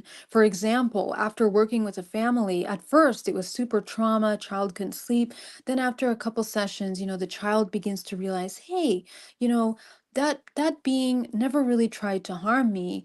They were just curious about, what I was feeling and sensing. And actually, we had a communication about it, or we just talked about it. So these experiences that children are having in dream state are very important and very valid, and we have to pay attention.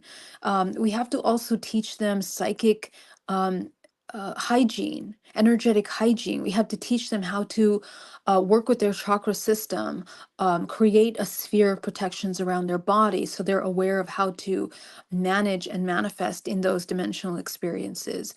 It's not just, oh, it's crazy and throw it away. Like, we need to support these experiences from the ground up. Geraldine Orozco, we have her until the top of the hour here on Spaced Out Radio. Her website, GeraldineOrozco.com. And when we return, we will take some questions from the audience as well. We're going to learn more about children and ET contact. Has your child got some aliens? Maybe they do and you don't even know. Spaced Out Radio continues right after this. Stay tuned.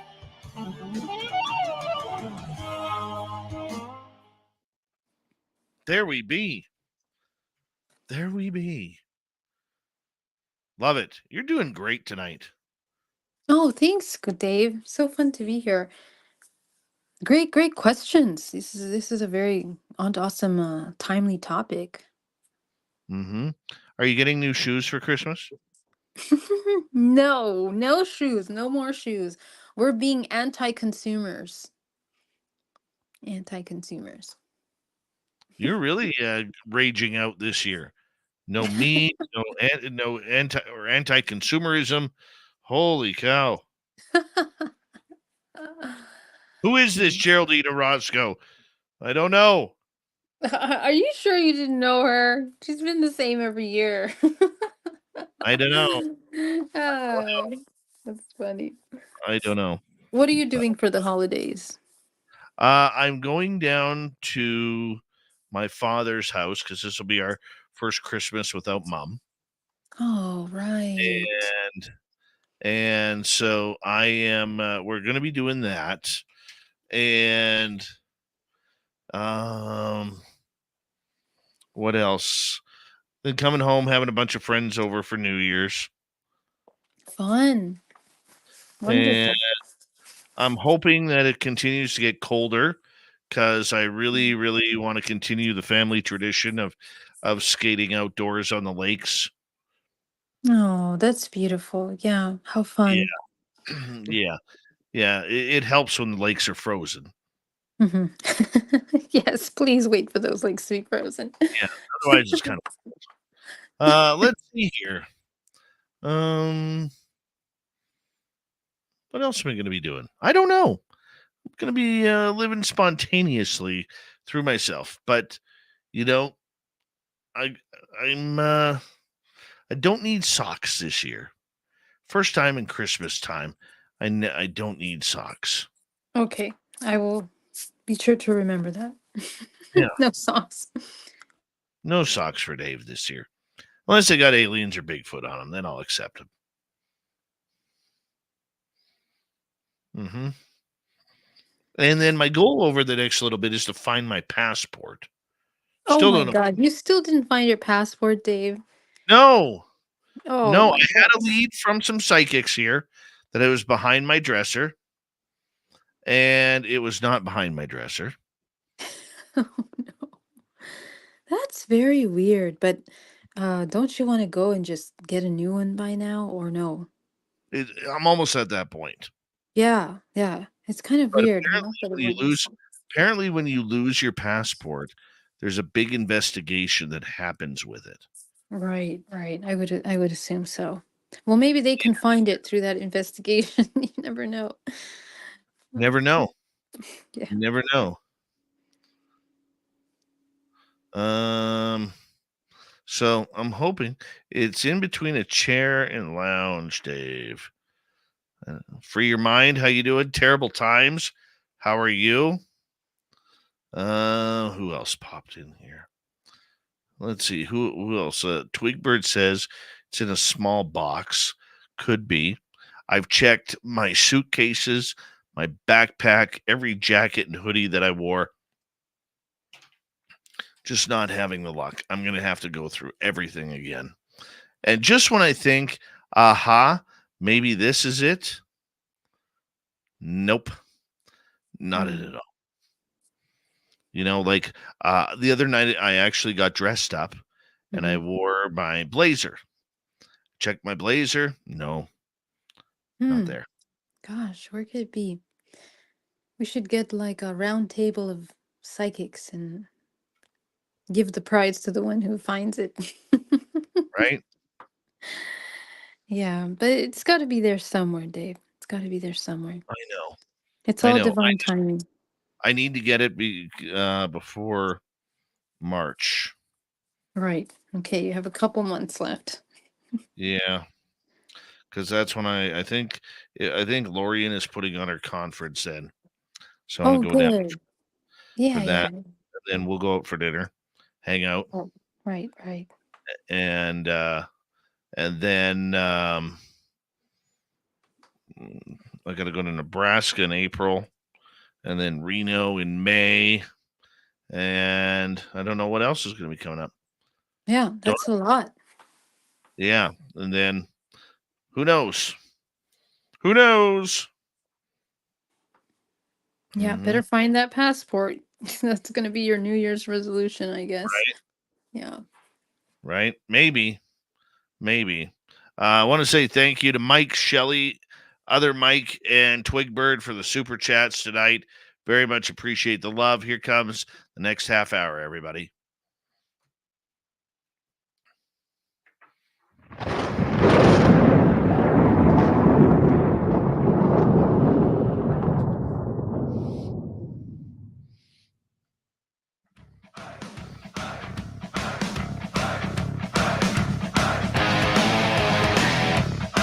We passed the halfway point of Spaced Out Radio tonight.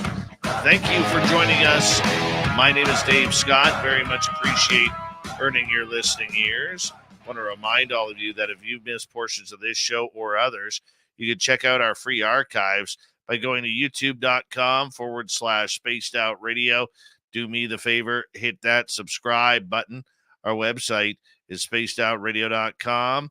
We have a plethora of features for you. Rock out to Bumblefoot, read the Newswire, check out our swag as well. Follow us on Twitter at Spaced Out Radio, Instagram at Spaced Out Radio Show, and on Patreon, the Space Travelers Club. Final time tonight, final time of 2023. We say hello to Geraldine Orozco and the Spiritual You. Hard to believe Geraldine and I have been doing this show for 6 years. 6 years. And we've just been best buddies ever since. And we're glad to bring you this. And we're talking about children and UFOs as we lead up to this. And Geraldine, I want to ask you about whether or not children will make up what they think they're seeing. And I know children have an incredible imagination, but are they hiding this contact behind any sort of Santa Claus or Easter bunnies or anything like that? You know, what I have observed when working with children, children do have an incredible imagination, but as I mentioned, usually children that will lie usually will lie as a defense mechanism for some reason. So that's really important to take a look at. And a lot of times, lying habits in children can normally be rooted in the seeking of attention, seeking of love, seeking of approval. Any kind of search outside of them can trigger these kinds of lies.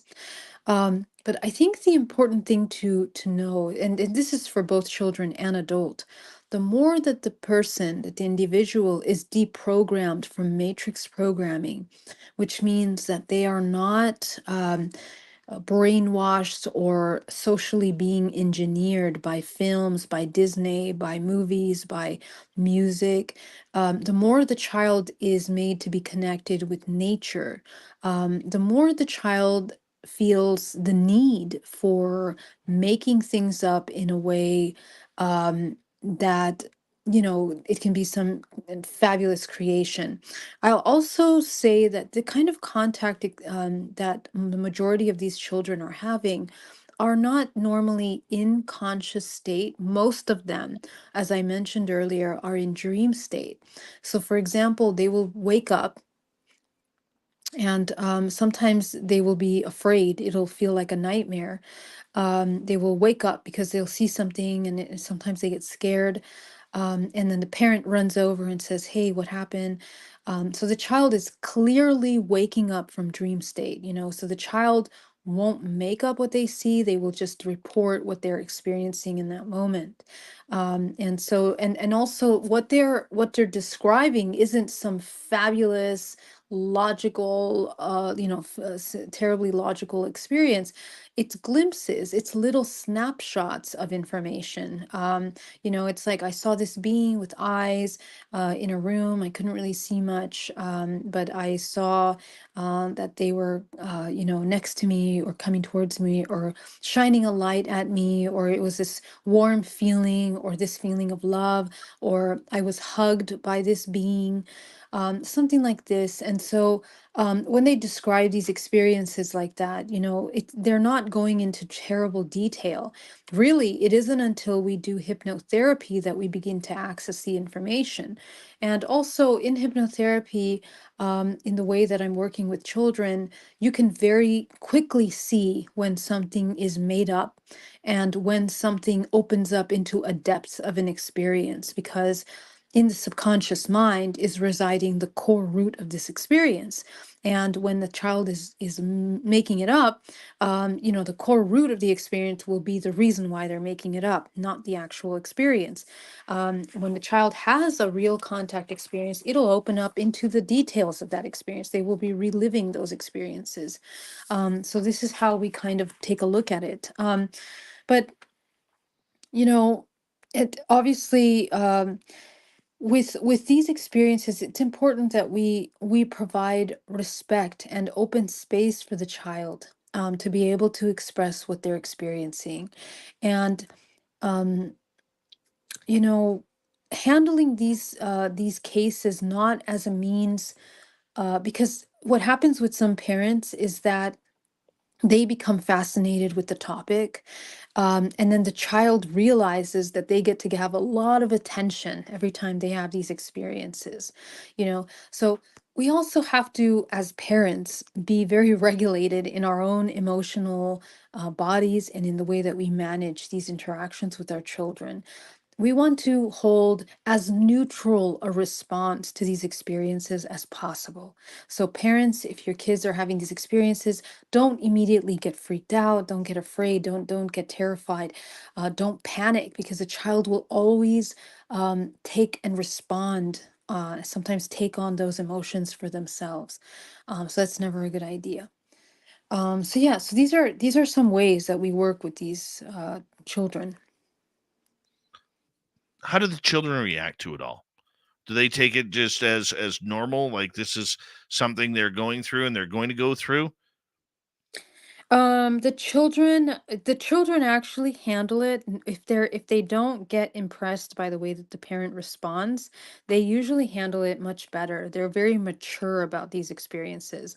They're also very intuitive, and they actually have more answers than the parent has, because a lot of times in these experiences, they're also given downloads, as I mentioned earlier, of information, why they're having this contact, what it's about. And we're hearing about a lot of these kids literally teaching us about the contact, like, oh, I get to learn and I'm training my intuition in these classrooms in my dream state. And then they come back and they report to the parent, oh, you need to open your third eye chakra, or you need to come into a state of peace. These kinds of really elevated, advanced ways of thinking, these children at a super young age, like 7, 8 years old, they're channeling these high level informations. So I think that it's kind of like a healing process for them as well. Wow. Okay. So are these children being taught anything? Are they being I've heard the children are being taught how to fly the craft. I've heard that they're Yeah, being taught other messages. What are you hearing? yeah. Um, yeah, as I mentioned, classrooms, right? That's a really big theme. They dream with a certain group of beings or a certain being that just teaches them these incredible things about the universe, quantum physics, nature, love, emotions, biophysics, the way that the body functions in terms of emotions, biochemistry of the body, bioelectricity. I mean, a couple weeks ago, I talked with this little child that was having a DNA reprogramming with me, and I mean, the child just started giving me this full on lecture because I was telling the child, connect with your liver and what's the emotion that comes up, and it was a lot of frustration because something that happened with her little siblings. And then as we dive into it, she starts to channel to me the structure of the liver and how it stores memory in there. And it was just profound. I mean, something advanced that you would have to research, many, many layers of Chinese medicine, meridian lines in order to understand. So I was blown away, and I asked the parent, I said, is your child learning something about Chinese medicine or meridians or acupuncture? And they're like, no, not at all. Like, we don't have any books like that. And so the child knows this, so another thing is that the child's knowledge is innate, but it's being enhanced in these communications. And remember that the beings that we are interacting with seem to be an extension of ourselves. And they also seem to be an extension of our ancestral DNA. Our DNA is activated. And that's one of the big themes. A lot of the children are talking about DNA, spiral like geometry, sacred geometry, and how it plays a role in our healing as human bodies. These children are being downloaded these informations, and they draw it, they paint it. A lot of kids are doing a lot of drawings and paintings of what they're being taught in these classrooms and what the classrooms look like.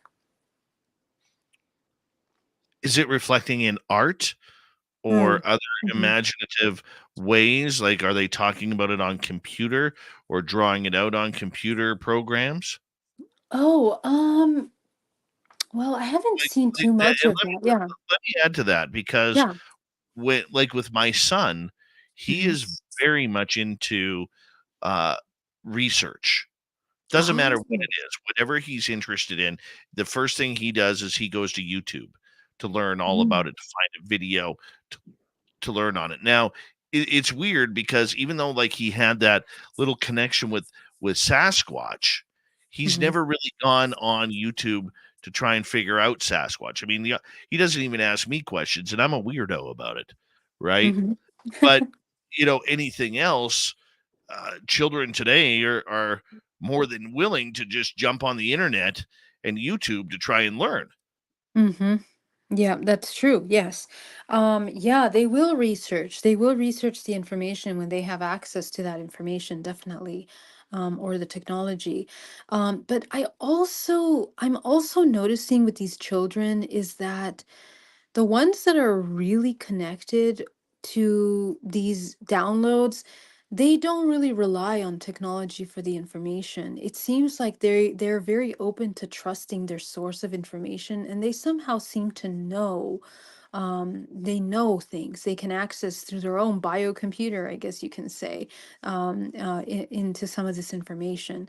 So I do find that fascinating. They're not as reliant on technology.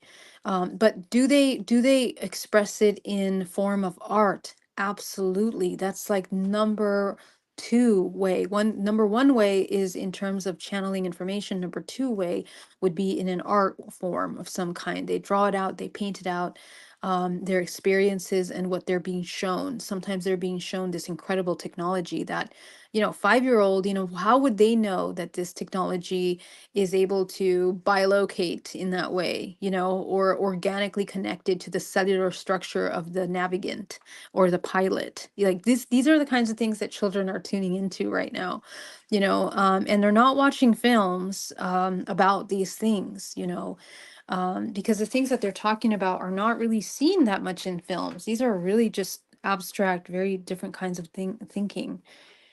Yeah, so it's really fascinating. All right, we got a couple audience questions for you. Okay. And we love it when we can bring the audience in on this. So Yeah. let's start off with Mike here. For someone who never remembers their dreams, what would you recommend doing to try and remember them when you wake up? For someone who, oh yeah, okay. So first of all, I would invite you, if you are interested, to come check out the lucid dreaming class that I'm teaching. But I also teach a lot of these techniques for free on my YouTube channel. Um, Lucid dreaming is important. What does it mean to be lucid? It means to be conscious in that waking state. So essentially, what we want to do is in order to remember something, to register something consciously, we have to be conscious, we have to be aware. So we what we're doing is we're training awareness. And essentially what I teach people is something called GPAC, grounding, protecting, aligning, co-creating. And you're basically hijacking your body into an open state of receiving. You are becoming the antenna. You are refining your antenna in order to be open to receive information from a place that is safe and neutral. And so, number one way would be to activate your third eye and to work with your lower chakras, the root, the sacral, and the solar, which are heavily entangled in the physical realm, to begin to kind of balance, bring those into harmony. Um, so, for example, feeling programs rooted in being unsafe, programs rooted in separation, programs rooted in helplessness, working on those kinds of subconscious programs. That will create a really strong foundation for you so that when you do enter into the dream state, you don't automatically close yourself off. Because here's what happens. In the same way that in waking state, when we get triggered by something, we contract our energy and we don't want to engage in that. We go into fight or flight survival mode, fight or flight freeze. We do the same thing in dream state, right? So we see something strange and unknown, and immediately we block it out. And our brain and the intelligence of this body has an intelligence of self-preservation that if it feels that we won't be able to process or we don't have the tools readily available to process the unknown experiences, we don't make them accessible to you. It doesn't mean they're not there. It means that they are recorded in the subconscious mind, stored within the memory of the body. And it isn't until a later time when a similar experience happens that it creates a trigger and now sometimes can become even a physical response. Okay, so it's kind of like trauma with spiders, for example. Okay, so some people have such deep arachnophobia that they start getting sweaty in their palms. They just can't move. They're frozen. And it isn't until they begin to climatize themselves to the spider that they begin to kind of relax and regulate that nervous system. So we're doing exactly the same thing. Regulate your nervous system. That's tip number 2. Okay. So learn to balance your emotions. Try to come into a state of non judgmental neutrality so that you can begin to record the information. Most of us block memory because we're in survival. One of the signs of an awakened human is that they begin to remember. Right? Because when we remember things, we're calm and we're open, we're receptive. Okay. And finally, write down your dreams. Put an alarm clock a couple times in the middle of the night to wake you up. I know this sounds funny, but every time you wake up, you're going to talk to yourself. You're going to program yourself that you will remember what you dream. So all you got to do is just wake up and tell yourself, I am now going to remember exactly what I'm going to dream, and let yourself go back to sleep. Try this for 3 weeks, and I guarantee that you will begin to remember your dreams. And if you want to learn more about that, you can sign up for the class on my website at geraldineorozco.com. Let's go to Mike here. Have you ever worked with a child who had communication with Bigfoot?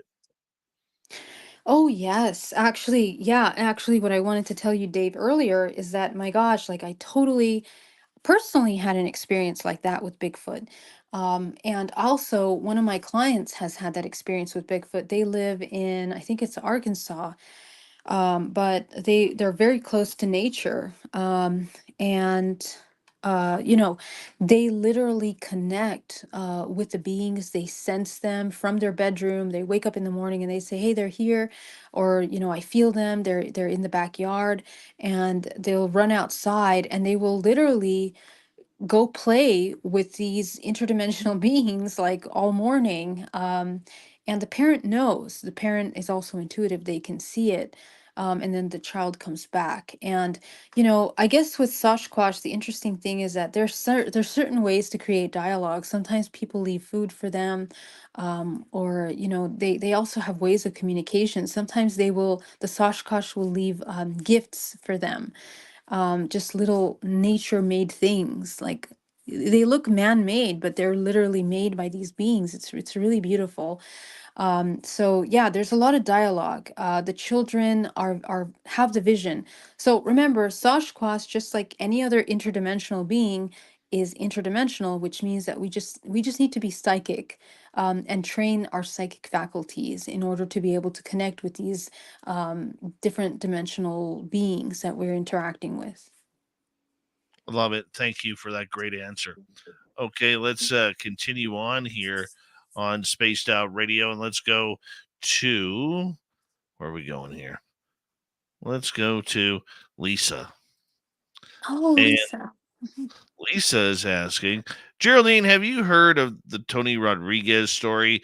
He has profound discovery of timelines, his 20 years and back. His memory came back living 30 years at age 10. He's public to end programs. Oh, interesting. You know what? I met Tony. He's such a sweet, sweet guy, at a conference recently, but I'm saddened to say I don't know his story in detail. I don't know. I haven't heard it yet. So, but he did give me his book. His book is amazing. So I will definitely read that and report back to you guys. All Thank right. you. Thank you, Lisa. Neil is asking, because now you're a Sasquatch researcher. Neil is asking, do No, you I'm think not. that tree snapping is a byproduct of Bigfoot teleport energy? Oh gosh, that I don't know, Dave. Maybe that's a question for you, Dave, because you're the expert on this Oshkosh. So Oh, please go not me, ahead. not me. You No. know, no, I would find it funny to take you into the forest, though. I don't Oh, know but why, yeah. but to me that would be humorous, watching you all wrapped up, bundled up, waiting for I don't know what. You know. I would probably go on that one 3 days of summer that you guys have up there, and yeah, I can enjoy that maybe. 3 days of summer. That is Hopefully, it's amazing. not 3 days. No, no, I'm just kidding. I think you guys have more than that. But yeah, I would love to do that. And I have done that. I've done that here in the Bay Area, and I've had incredible experiences. Do ours, is it tree snapping?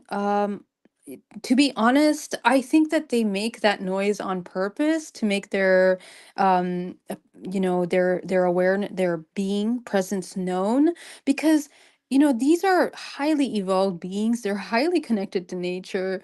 They're not really going to be as sloppy in nature. Usually what I notice is that they teleport, they move very smoothly, interdimensionally through the woods. I don't see that they necessarily make that noise unless they're trying to communicate with you. That's personally what I have seen. But I'm not, again, an expert on that topic by any means. No, no, that requires hiking shoes and not stilettos. Dave, how dare. I have amazing hiking shoes and I go hiking every week. So I yeah. I know you do. I just love teasing you. Geraldine, we got about just under 2 minutes to go here. Mhm, And I just want to say a Merry Christmas to you and your family, mhm, because yeah. you are so important to what we do here on Spaced Out Radio each and every month, that it would be a real travesty if I didn't tell you the importance of your presence here on our show. Oh, Dave, thank you so much. That means so much to me. And the same to you, Dave. What you're doing in the community, in multiple communities with the work that you're doing is so important. And I want to thank you for your hard work and dedication.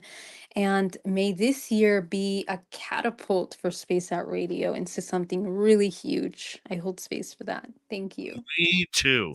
Me too. And all the best. You do me a favor. Tell everybody where they can find your work, your YouTube channel, everything. Yeah, please subscribe to my YouTube channel. I would love to have you join our family.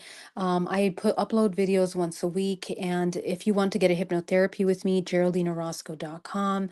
I'm so happy to work with you, and you can check out my website at Geraldine Orozco. If you want to join the support group, it's free. Please join me at Hybrid Mother. You can register for one of our upcoming events, and the Lucid Dreaming class is also this coming Monday. So definitely check that out if you want to join us. It was an honor to be here. Thank you so much, 2023, for all that you've brought to all of us. And I'm here to serve. And it's just an honor to be with you guys. I look forward to seeing you guys very soon.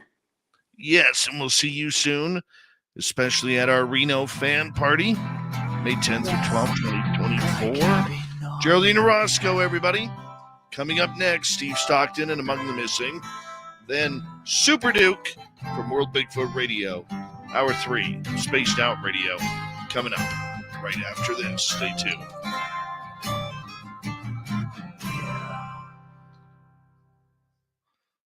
All right, everybody, I'm going to take a quick break. Then Super Duke time. See you in a few.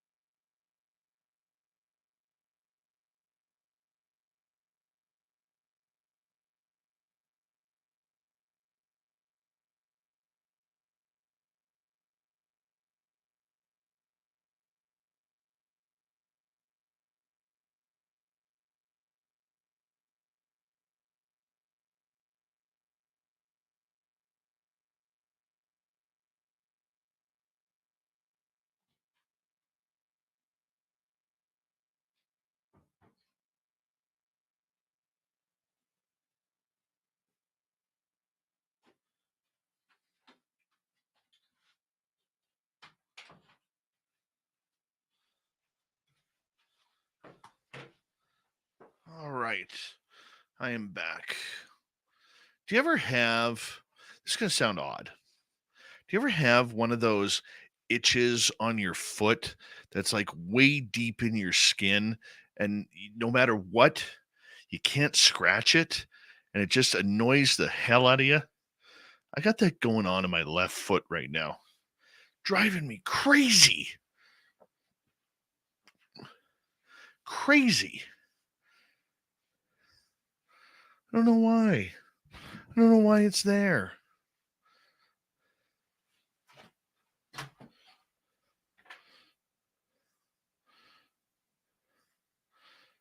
Oh, just driving me nuts here. Yes, it's on my left foot too.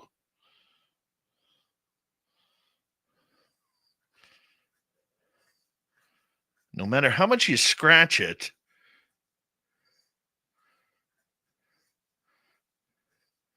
it just doesn't go away. Urgh.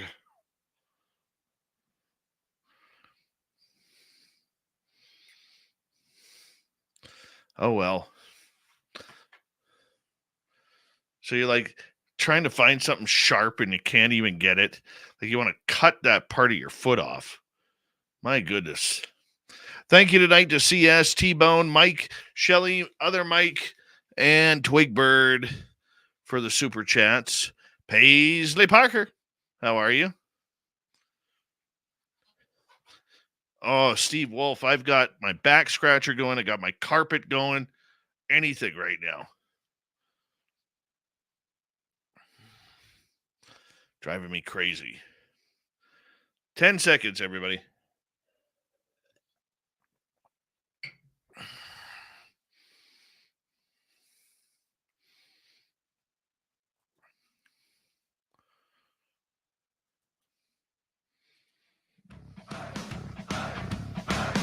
Would you like to connect with us? Head to spacedoutradio.com for all your latest show info. Now, back to Dave Scott and SOR. Kicking off the third and final hour of Spaced Out Radio tonight. Good to have you with us. My name is Dave Scott. Always appreciate earning your listening ears wherever you are on this beautiful planet we call Earth. Hello to everyone listening in on our terrestrial affiliates around North America, digitally on Odyssey Radio, TalkStream Live, and KPNL. All of our archives are free. You could join us at youtube.com/Spaced Out Radio. Just do me the favor, hit that subscribe button. The Desert Clam has set the password for tonight in the SOR Space Travelers Club. Macron is your password. Use it wisely, Space Travelers, as the Clam sets the password each and every night right here on Spaced Out Radio. Our website, spacedoutradio.com. We have a plethora of features for you. Rock out to Bumblefoot, read the Newswire, check out our swag as well. Follow us on Twitter at Spaced Out Radio, Instagram at Spaced Out Radio Show, and you can join us on Patreon in the Space Travelers Club. It is that time of the night where we say hello to Steve Stockton from the YouTube channel Among the Missing and another creepy story. Hello, friends. Welcome to Among the Missing YouTube channel on Spaced Out Radio. I'm Steve Stockton, and I'm about to take you on an unbelievable journey of people just like you. Their stories and encounters will haunt us on Among the Missing.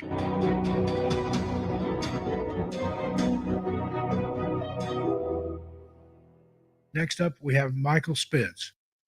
On January 16, 2022, 35-year-old teacher Michael Spitz of San Diego, California, was free solo climbing the 100-foot Illusion Dweller in Joshua Tree National Park. The following day, around 9:50 a.m., two hikers found him deceased at the base of the Sentinel Wall near the Hidden Valley Nature Trail, according to the Desert Sun.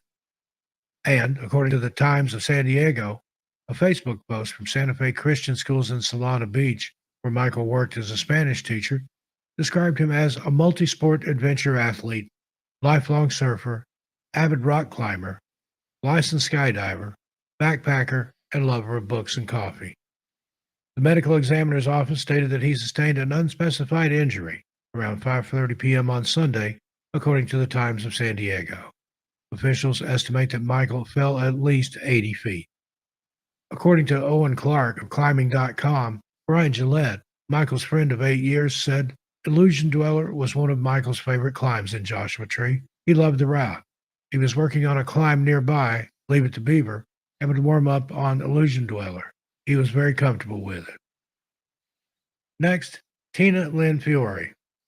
On March 26, 2022, 51-year-old Tina Lynn Fiore, a climber from Riverside County, California, went climbing with two others in an area known as Turkey Terror in Joshua Tree National Park after celebrating a friend's birthday, according to the Desert Sun.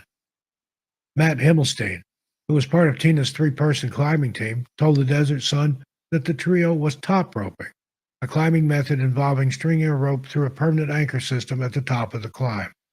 The rope acts as a safety mechanism that supports a climber's weight if they fall. A second person assists in gathering slack at the bottom of the climb and serving as a counterweight. Matt explained to the Desert Sun that climbing equipment, such as a type of nylon rope known as webbing, is often left attached to the permanent anchors at the top of a climb. Tina just ended up being the last person in the day to climb up there, he said. She got to the top and told us that she had secured herself, so the person down at the bottom was no longer doing that safety work. Matt told the Desert Sun that Tina ran her safety rope through nylon webbing left by someone who had previously climbed the route. The desert is not kind to nylon, so I can't tell you how old it was, he said, but it doesn't take a whole lot. It doesn't take a whole lot of time sitting in the sun baking and also getting rained on, being frozen, and all that stuff. When Tina leaned back to rappel down the rocks, the weathered webbing gave way, and she fell to her death. Tina had fallen at least 80 feet near the Sheep Pass campground. In a press release, Joshua Tree Superintendent David Smith said, "Our hearts go out to Ms. Fiore's family and friends during this extremely painful time." Next up, Paul Hanks. 54-year-old avid hiker and attorney Paul Hanks set out to celebrate his birthday with a hike in Joshua Tree National Park on March 11, 2018. According to CBS News Los Angeles, he wore shorts and a t-shirt and took just a few energy packs and a few hours' worth of water. Paul had been to Joshua Tree several times, but this time would be different. While bouldering or rock hopping, he fell approximately 20 feet, shattered his left heel, and broke his pelvis. It happened. I slipped, and it was just, having not slipped in 45 years, it was instant and total shock, he told CBS News. Paul called out for help, but the vast desert echoed his cries back to him. As the sun set and the temperature plummeted, he found refuge beneath a Joshua tree, hoping the dry soil around it would provide him some cushioning and that he could use the loose dirt to warm himself up. By this point, he was out of water, according to CBS. By the very first night, I was drinking my own urine, he said. I drank all the water in my bottle and was refilling my bottle with my own urine. Paul fell a second time, about 15 feet, and hit his head. He ate cactus for food. He was in and out of consciousness, but refused to give up. To quit out there is basically a death sentence, he told CBS. On day 5, he thought he was dreaming when he heard voices. They belonged to the search and rescue crew that found him. These 3 angels appeared out of nowhere, and I was shocked. I just couldn't believe it, he said. I don't want to say I'd given up, but multiple times I'd written myself off, that I was never going to see another human being again. Paul was taken to a Palm Springs hospital and was reunited with his family. Despite facing multiple surgeries, he was expected to make a full recovery. You're out there, and you're on your last breath of life. I would think you would be fantasizing about much greater things, but for some reason, I was just fantasizing about chugging down a Gatorade, Paul said. Thank you, Steve Stockton, for another great story from Among the Missing. You can go sign up for Steve's YouTube channel at youtube.com/Among the Missing and pick up free stories just like that. From the missing to the mysterious mountains of Montana, it's that time of the night where we say hello to Super Duke from World Bigfoot Radio and the Crypted Report. Super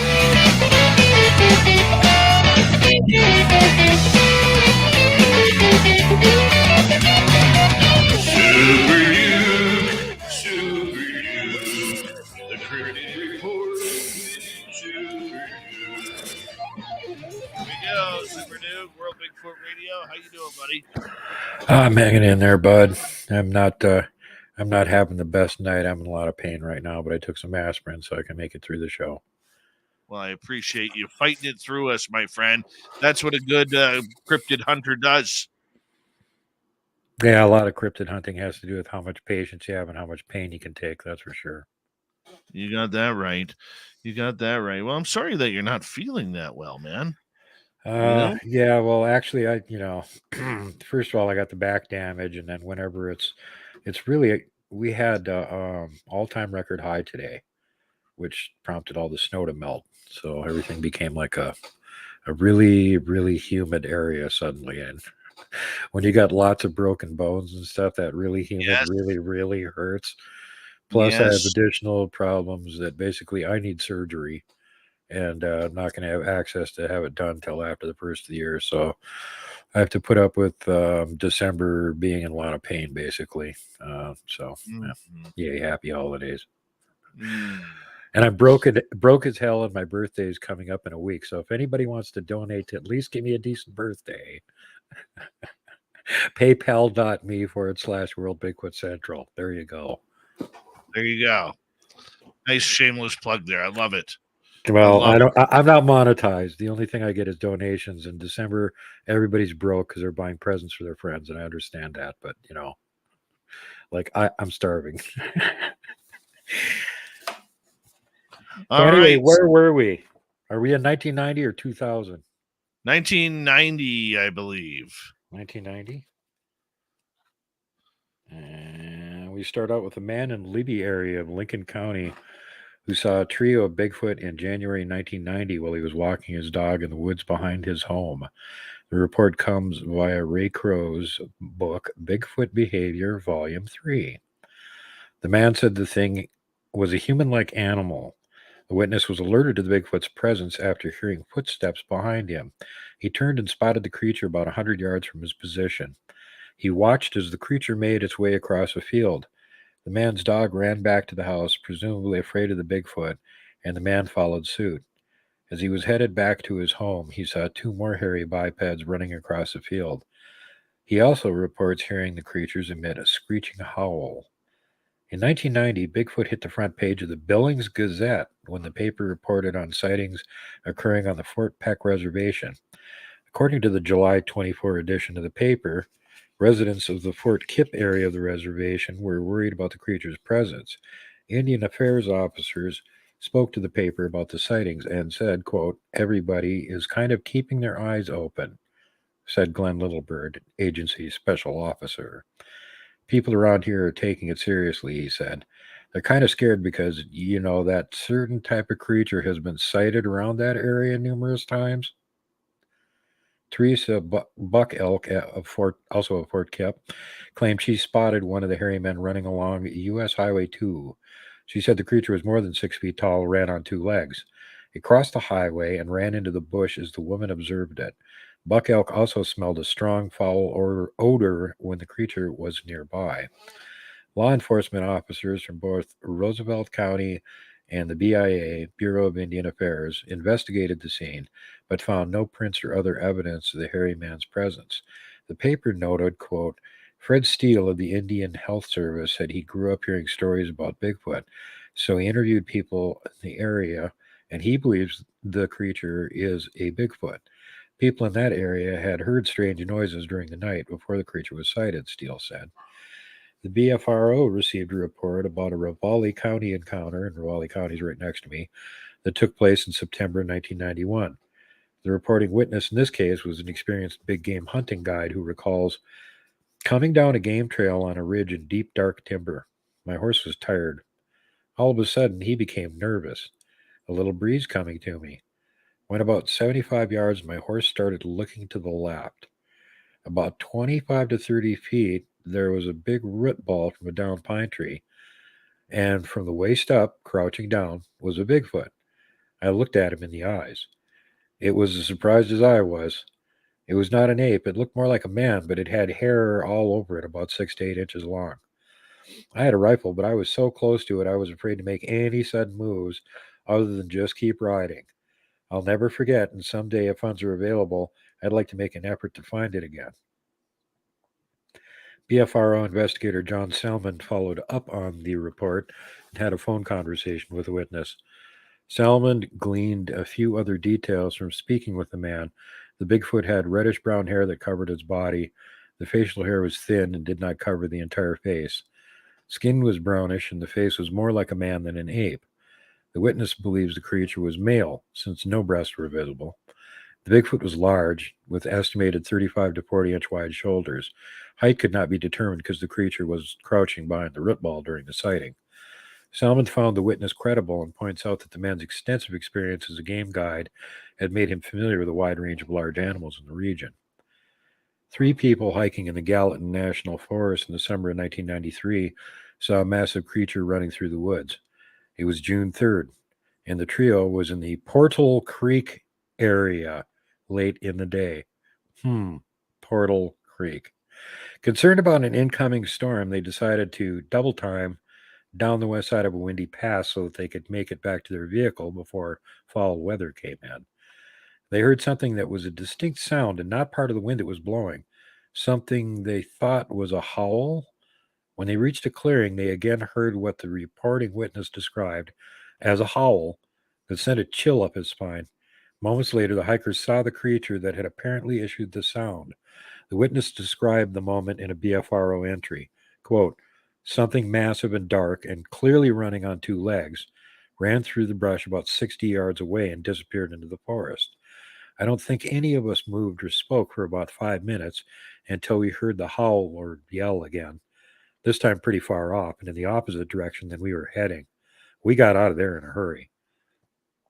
The July 1996 edition of the Montana Standard reported on the discovery of 14-inch footprints that were cast by researchers Shannon Kelly and Kelly Cundiff northwest of Helena. The pair said the tracks were discovered west of Canyon Creek. The researchers were drawn to the area after a number of reports led them to believe a Sasquatch was in the region. According to the paper, it seems that last year, miners familiar with the forest and most of the things living in it heard screams in the night, unlike the sound of any animal they had heard before, Kelly said. So on the 4th of July, Kelly headed into the area in search of whatever had spooked the miners. On Friday, Cundiff joined him in his search. Then, on Sunday afternoon, Cundiff spotted what the two had been looking for, a large print embedded in the hard soil, he said. The prints were described as ape-like, and something had pulled up plants in the area. Kelly estimated the weight of the creature that left the tracks to be at least 400 pounds. The pair planned to return to the site, and Kelly himself told the paper he would be in and out of the area throughout the summer. Ray Crow's Bigfoot Behavior Volume 2 book lists an interesting sighting from 1997 involving an Immigration Service employee. Eldon Garvis was at the U.S.-Canadian border, 27 miles north of Harbor on Highway 33, the St. Joe Road, when he spotted a Bigfoot in a roadside ditch. Garvis's sighting was somewhere between the first through 15th of February, and was around 12:30 a.m. Garvis saw the creature as he passed by and estimated its height at about 5 or 6 feet. It was covered with hair and was black in color. Garvis returned to the scene later and found 3-toed tracks in the snow. It was clear from the tracks. Whoops, excuse me. What were you saying, Dave? I said weird 3-toed tracks. Yeah, there shouldn't be any 3-toed tracks out here. That one kind of got me too. It was covered with hair, black in color, 3-toed tracks. It was clear from the tracks the creature had turned around and retreated back into the field that it had come from. Garvis speculated that his vehicle's approach had frightened the beast away, which is certainly possible. Reportedly, a lone hunter out in Cascade County in May 95 spotted an 8-foot-tall creature that had glowing eyes. The thing had reddish-brown hair, but no further description was offered. Apparently frightened or startled, or both, the hunter fired at the creature, and when he did so, the thing vanished in a flash of light. Researcher Linda Moulton Howe recounted the incident on the June 18, 1995 edition of the Art Bell Show. And yeah, that's a famous one. That's really a head-scratcher. I actually heard one other report like that where somebody could clearly see him and took a shot at him, and instead of anything else happening, there was just a flash of light and the Bigfoot disappeared. So make what you will of that. Again, from the book In Where the Footprints End, Volume 2, authors Joshua Cutchin and Timothy Renner report an encounter from Glacier National Park. The incident occurred on July 30th, 1997. The witness, Travis, was working for the park doing maintenance and cleanup. He and another unnamed park employee were dispatched to clean a campsite area in the park and had encountered a horrible, overpowering smell, which they described as like a dead skunk. Continuing up the trail, one of the men exclaimed, "Oh my God, there's a Bigfoot." The pair saw the creature lying on its side, tearing into a rotting tree. The loud exclamation from the witness alerted the creature, and it jumped to its feet. Travis reports that he felt instantly nauseated. The park radio the men carried suddenly crackled with static, which apparently upset the Bigfoot because it started shaking all over and then let out a ferocious roar. This was enough for the two witnesses, who promptly fled the scene. Reportedly, Travis was advised by some employees of the Forest Service to keep quiet about his encounter, telling him that no one would believe him and that others would make fun of him. Travis ignored the advice, shared his encounter, and started asking other park employees questions about Bigfoot. The bizarre twist in the story, according to Travis, a federal agent showed up in a black Ford Explorer to intimidate him for asking questions and talking about Bigfoot. Bigfoot researcher Bobby Short received a report in June 98 that strange 5-inch tracks had been found along the Blackfoot River.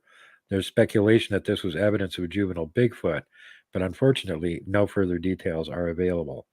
5-inch long tracks, probably little people. An entry on the BFRO website recounts a July 1999 roadside sighting of an upright, hairy creature.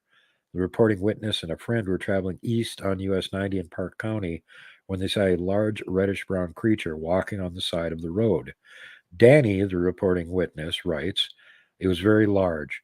I don't know exactly how big or how much it could have weighed, but I do know the hands of the animal hung to about the top of the fence post it was walking next to. And those posts are about 3 to 4 feet of exposed off the ground. There were two of us who saw the creature walking. It was about 7:30 in the morning when the sighting occurred. The creature was in clear view about 100 to 150 yards away from the witness. In a follow-up interview, Danny clarified that there were other passengers in the van, but only one other person was actually awake, and he was the only one who saw the creature, besides Danny at the time." So now we're up to 2,000. Beautiful. We're making progress. There's not a limitless supply of Bigfoot sightings in Montana, just a lot. A lot. And every time you see a compilation of stories like this, keep in mind there's tons of other stories out there that are not in whatever compilation you're looking at. We I got probably 2 minutes. Well, we'll start in 2000 after the break then. I probably collected at least 30, 35 Bigfoot encounter stories here in Montana that are not in any database. So it makes you wonder about how many other ones there are where, stuff has happened and people just don't bother to report it. And that's the case with a lot of the researchers out there. They don't bother to make a report to the BFRO or whoever when they see a Bigfoot. They put it out on their channel. Isn't that always the case? Yeah, well, it's like, there's the evidence right there. I filmed it. Somebody want to put that in your database? I don't give a rip. There you go. Just go for it, man. Don't give a rip. Just go for it. When you hear reports of these different creatures with different type of footprints, like 3-toed, 4-toed, we're used to 5-toed, do you think the creature is deformed, or do you think maybe it lost toes in a fight? Well, there are ones that are maimed. I mean, there's the famous Bossberg track line that they got the track cast and everything from way back when, and that was one that had a deformed, crippled foot. And we've, since then, other people have found ones that have scars on their foot, and then they'll find another track somewhere else, 5 years later that's got the same footprint with the same scar on it. Blaine Tyler got one up in Canada that was also crippled foot, very, very maimed. But you're just talking about only one of their feet, not both of them. And there seems to be some other variety of something out there that leaves three-toed tracks, because there's people that find them in various parts of the country, and both feet have 3 toes, and there's individuals of different sizes. So whatever the hell they are, it's a breeding population. On that note, Duke, I'm going to get you to hold right there as we are going to go to our break, our final break of tonight's show. Super Duke from World Bigfoot Radio is here with the Crypted Report till the top of the hour.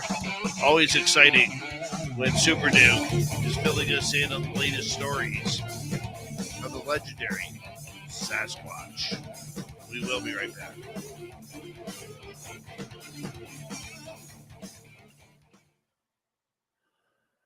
All right, we're clear if you want to go dart it up. Yeah, I hardly even got the energy to get up and smoke part of a cigarette, but I'll try.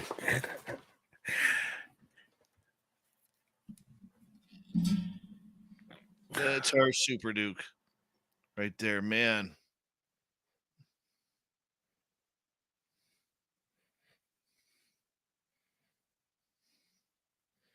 Hi, Big J.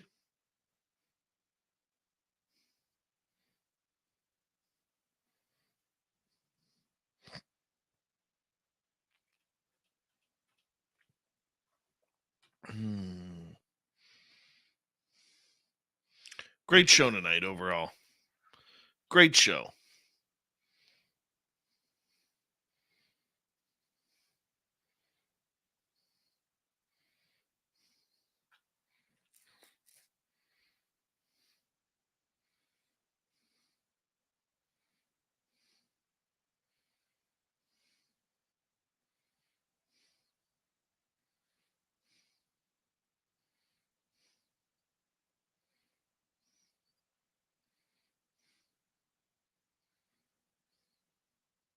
And my foot is itching again.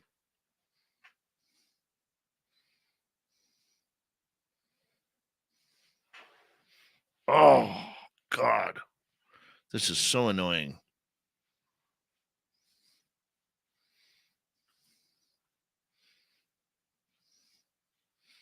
Yeah, bruising a tailbone hurts. It's like pulling a groin muscle. It never heals, man. Yeah, Vanessa, you might be right. It's been a while since I had a nice pedicure. I usually get one at this time of year, too.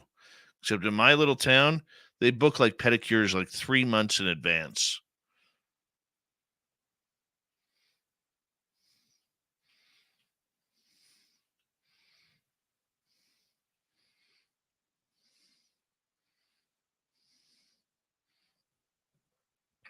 Super Duke, Super Duke, the handsome report with Super Duke.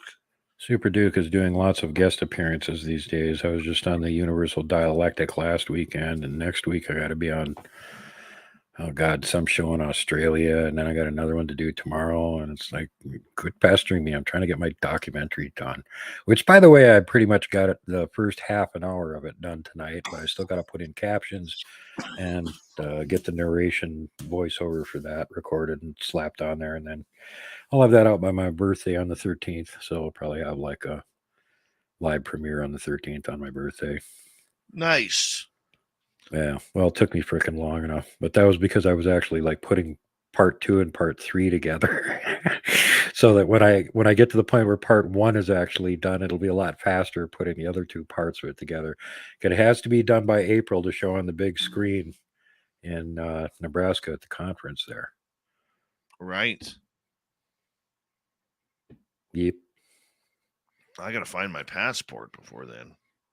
We better. They won't let you in the country. You'll have to, jump on the back of a Bigfoot and have them smuggle you across a border or something. I know. It's terrible. You can just portal. If you get friendly enough with one of them between now and then, you can get them to portal you over. Right? Right. And I wish I could do that. I don't like that driving all that damn ways over there. Of course, we document it in the documentary. You get to see all the pretty flat and western looking scenery between here and there. It's part of the reasons why this whole spaghetti western thing started creeping in, because when I started looking at all the video we shot on the way and over and on the way back, I started going like, all this needs a spaghetti western soundtrack. Because it's exactly what they were wishing they had the scenery to shoot when they were over in Italy filming those things in the 70s and the 60s. Right. Find a place in the country that looks like the American West. Okay, we scouted the location. Okay, let's film it. Like, well, we're accidentally driving through all this stuff that looks like a spaghetti western. We're like, oh, might as well put the soundtrack in there too. Right.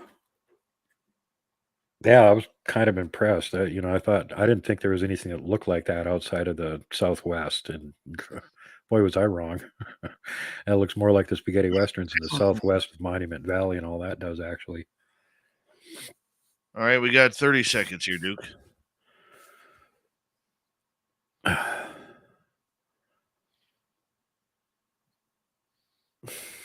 Thank you tonight to CS, Twigbird, Mike, another Mike, Shelly, and T-Bone. Very much appreciate super chats. And oob to Joe's Main. You've got aliens. Here we go, everybody.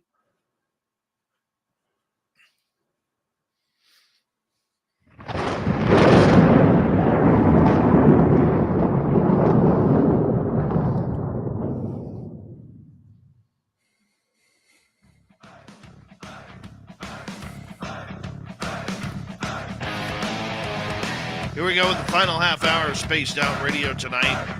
Good to have you with us. My name is Dave Scott. Very much appreciate earning your listening ears. Reminder to all of you that if you missed most of this show or others, check out our free archives by going to youtube.com/Spaced Out Radio. Do me the favor, hit that subscribe button. Our website, spacedoutradio.com. We have a plethora of features for you. Rock out to Bumblefoot, read the Newswire, check out our swag as well. Follow us on Twitter at Spaced Out Radio, Instagram, Spaced Out Radio Show, and on Patreon in the Space Travelers Club. Okay, we continue on with Super Duke from World Bigfoot Radio, hammering us down with the Crypted Report this week. Duke, carry on. After weeks of endless reports of Bigfoot sightings in Montana, we have finally reached our century. Yay! We're in the 21st century. Yay. Okay. In the summer of 2001, rancher Steve Kuklowski found himself the subject of a rumor that he had shot and killed a Bigfoot on his property at Pryor Creek. The rumor has been going on all summer. I have no idea what it is. I have no idea how it got started, Kuklowski told the Billings Gazette. The October 23rd report noted that the story had been circulating for 3 months and that there were different versions of the tale. In some variations, the creature was hit with a vehicle. Most versions indicated the Crow Reservation as the location of the encounter and the body. The tribe had plenty of inquiries about the purported body. As the Gazette reports, Dexter Falsden, director of public safety for the Crow tribe, described what he had heard. He heard a Bigfoot got killed, some people came and picked it up and took it away. Falsden referred to the conspiracy that government agents showed up almost instantly, bagged the Bigfoot body up, and quickly left the scene. No, really, we've never heard that before. Even the FBI senior resident agent in Billings, Dan Vierthaler, was asked about the creature. He told the Gazette, "That's the first I heard of it. I can assure you that we are not doing anything covertly to hide a body. I do not have a Bigfoot in my evidence locker." The town of Plains in Sanders County was the site of an intriguing 2003 track find reported by the Valley Press. The tracks were found off River Road west of 87-year-old Jim Rowader's property. Two other men, Dean Peterson, whose young son first spotted the tracks, and Bob Messing, spent 2 hours following the track line into the woods. They lost the creature's trail when they reached an area with little snow and hard rocky ground. That's everywhere in Montana during the summer. Hard rocky ground. Messing reported there were hundreds and hundreds of prints, and he guessed by the tracks the creature weighed between 800 and 1,000 pounds. The path of the tracks indicated that the creature had emerged from the woods, walked toward Rowader's shop, where it triggered a motion light. Peterson, who lives next door to Rowader, reported that at around 3:30 in the morning, he'd been woken by his dog barking. Looking outside, about 45 yards from his window, he noticed the motion light on Rowader's shop was on. However, there was nothing in view of the light and no indication of what had tripped it. Peterson, a former police officer from Kalispell, and Messing both agreed that the prints were not hoaxed, noting that it was clear from the prints the creature's foot had an arch and was not flat-footed. Now, that's something not usually reported. Messing Right. said the prints were like the humans, but slightly squared, adding there were absolutely toes. It was absolutely not an animal that he would normally have seen out here. I've never seen anything like that. According to Ray Crow's Bigfoot Behavior Volume 2, researcher Don Monroe, who was at the conference last year in Nebraska, interviewed a train engineer who spotted a Bigfoot walking alongside train tracks in August 2003 near Twin Meadows and Kalispell. The engineer, Will Vasquez, said the BNSFR, which is the Burlington Northern Santa Fe Railway, train was heading north when it went around a corner through a rocky area along the river. The black hairy creature was about 8 feet tall. Due to the speed of the train, the sighting lasted only a few seconds. On December 30th, 2003, news broke that a Bigfoot had been shot by police officers in Montana. The term news should be used loosely here, since the story's Right. source turned out to be the tabloid The Weekly World News. And comparing that to mainstream media today, roll a dice and figure out which one you think is accurate. As such stories sometimes do, rumors flew, and Montana State Police found themselves having to answer calls regarding the purported dead Bigfoot. Captain Dave Dill, head of the Billings Regional Office of the State Highway Patrol, solemnly reported, quote, "I can assure you, we didn't shoot a Bigfoot," unquote. In March 2004, a woman and her daughter's boyfriend were on the highway above Clark Fork River. Hey, that's right over there. On their way to St. Regis to pick up her daughter. It was a bright Sunday afternoon, and as they crossed the river, the woman spotted an unusual sight. As Lawrence and Ober recorded in Montana Myths and Legends, quote, "I noticed the ice was breaking up from around the edges and floating downstream. As we started over the bridge that spans the river, I looked to my left, as I always do.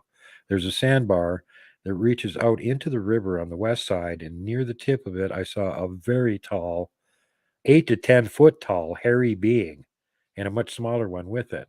It looked to be right at or just taller than the knee of the larger one. The woman reported that the taller creature had long hair that was reddish brown in color. The other passenger also spotted the creatures, but the pair continued their journey without stopping to observe any further. On the return trip later in the day, the creatures were nowhere to be seen. The woman had the impression that she had observed a parent trying to teach its child something about the water, or perhaps just letting it carefully explore. A veterinarian became a believer in the existence of Bigfoot after her sighting near Missoula. Hey, I'm in Missoula in the You're in summer Missoula. of 2012. Everything's happening near me in this book. I love it. The unnamed witness was hiking around her family on the Waterworks Trail. That's about 3 miles that way, around noon on July 20th. And the Waterworks Trail is like literally in town. You can see trees on it. So, she was hiking with her family on the trail around noon on July 20. They stopped for a quick break and observed a large dark creature on the far ridge next to some power line poles. The creature stood completely still for 5 to 10 minutes. The witness stared at the figure, trying to comprehend what they were seeing. The creature suddenly turned, took several large steps, and vanished over the ridge. The witness's daughter was able to capture a photo on her iPhone, and the shot was posted on the BFRO website. The reporting witness told a BFRO representative that she knows without a doubt she saw a Sasquatch. While the photo unfortunately doesn't offer much in the way of evidence because cell phone, the sighting is intriguing. A number of Bigfoot researchers have noted the frequency of sightings and accounts that involve the creatures being in close proximity to power lines, and this sighting falls in the same spectrum of such accounts. I'd like to Now, cut you off right there for a second, because in my area, it's the dogmen that are sighted near the power lines. yeah. I don't know how many dogmen we have around here, not as many as we have Bigfoot, but it's pretty common for the Bigfoot to be around the power lines anywhere. And Yeah. whether it's because there's something to do with the electricity or it's just because it's a big straight line cleared through the woods already prepared, which is pretty damn convenient if you think about it. They Very do hang around them. And Blaine Tyler's had a ton of luck going just to areas like that up in northeast Ontario where he's at and walking train tracks or, the great big cuts that they've got for the power lines and stuff there. And he's getting stuff there all the time because there's hardly ever anybody walking through there. Humans don't right. walk through there. So as soon as you walk through there, you got their attention. What? Hey, there's a human walking through here. Let's follow him and be nonchalant. Now, Then is you that got Blaine taking selfies over his shoulder and getting them on camera. is that area in a state park, a national park, Which one? the one you were just talking about? Well, everything here is a state park, isn't it? Waterworks Trail? No, it's right on the side of town. I mean, it's like literally if you're standing in downtown Missoula, you can look at Waterworks Trail from downtown. Right on. Right on. I'll let you continue. Yeah, the one of the reasons is because the fires here, they cut down all the trees on the adjacent sides of the mountain next to town. So when the next big fire comes into the area, it can't burn right into town because there's no trees on the side of the mountain. This, however, has the reverse effect during the winter when there's a lot of snow and you get avalanches, which wipe out the hills at the, houses at the bottom of the mountain. But you can't have it both ways. So anyway, back to the story. Labor Day 2004, Bigfoot was spotted northeast of Helena, Lewis, and Clark County on the Missouri River. Ray Crow reports the sighting in Bigfoot Behavior Volume 3. The witness was fly fishing on the river when a rock came zipping through the air and splashed into the water a few feet in front of him. Apparently, the man brushed the incident off, but a few moments later, another rock came. As he reports, quote, I was thinking about changing my flies when dang if another rock didn't come flying out of nowhere, splashing in front of me. Saw old Bigfoot in a sitting position on the bank. It reached down, pulled up a big rock with one hand out of the river, and heaved that sucker underhand at me. Man, here comes this rock at me with perfect aim. The witness managed to duck the rock just in time to see the creature grab another one to throw. The man then wisely took the creature's hint and fled from the location. In May 2006, a Democratic candidate for Flathead County Commissioner made the news when it was pointed out that he had reported an encounter with Bigfoot. Don Avery was a former administrator for the county and had detailed his experience in a January 2005 blog post. The post, now removed, recounted his sighting of a Bigfoot in Washington state in the early 2000s. According to Browning's Glacier Reporter, Bigfoot activity was kicked up on the Blackfoot Reservation at the beginning of 2006. The March 2 edition of the paper ran a story about Butch Schilt of Kiowa Camp. Schilt took his kids out on a New Year's Day in 2006, and the group discovered tracks that measured 18 inches long, 10 inches wide. Schilt said Wow. the stride was at about 39 inches. Yeah, pretty good sized tracks. According to the newspaper, quote, I took my kids for an outing on New Year's Day, said Bruce, who lived near Kiowa Camp in Blackfeet County. I took them up to Cutbank Creek to play. We were on our way home, but we drove up toward the mountains by Grandpa's Lake. Tony Ray found a footprint. We came back and took pictures and took them to Fish and Wildlife, and they checked it out. Schilt's kids had discovered a line of 30 to 40 large tracks in the snow. Quote, the footprints looked like barefoot human footprints, but they're about 3 times as big, said Schilt. They're frozen in the mud up there. Gail Skunkcap, director of Blackfoot Fish and Wildlife, investigated the scene and spoke with Glacier reporter John McGill. Quote, I've never seen an official document as to whether Bigfoot exists or not, but I've also not seen an official document saying there's ever been an injury to anyone by a Bigfoot. Of the tracks discovered by Schultz, Skunkcap said only one looked like it might come from something unusual, but his department is taking no chances. People are calling in asking if I see one, should I shoot it, he said. Skunkcap told the reporters that many of the calls were from concerned citizens asking if Bigfoot was living around their homes and asking what they should do about the creature. Well, give them Snicker bars. Geez. Skunk Cap stressed that shooting it was likely unnecessary since there are no reports of the creature attacking humans in the No area. way. No way. No reports? There are no reports of Bigfoot attacking humans in the area. I'd say if you see one, don't shoot, because if it's someone playing a practical joke, you could wind up hurting somebody, Skunk Cap Yes. stated. He further cautioned that the tracks could be human. Yeah, there's a crazy human out there with a 39-inch stride and 18-inch tracks walking through the frozen mud. Sure. There are a lot of trappers out with bear track snowshoes, he says. There's a lot of pothole lakes up there and trappers using bear paws, but we take all calls seriously and we investigate. Rumors about sighting continued to circulate in the area through the spring and into the summer. Bigfoot researchers from California and other regions journeyed to Montana to investigate, but no further evidence was reported. An anonymous report sent to Bobby Short from a Montana man living in the Swan Mountains against the Flathead National Forest details his sightings of a possible Bigfoot. The report is dated September 6, 2007. In it, the witness recounts walking with his dog at dusk when he saw the silhouette of what appeared to be a person crouching behind a birch tree. The man called out a greeting, but the figure responded by quickly darting away. Whatever it was, I can tell you it was bipedal, fast, and very hairy, probably around 6 feet tall or so. Another juvie.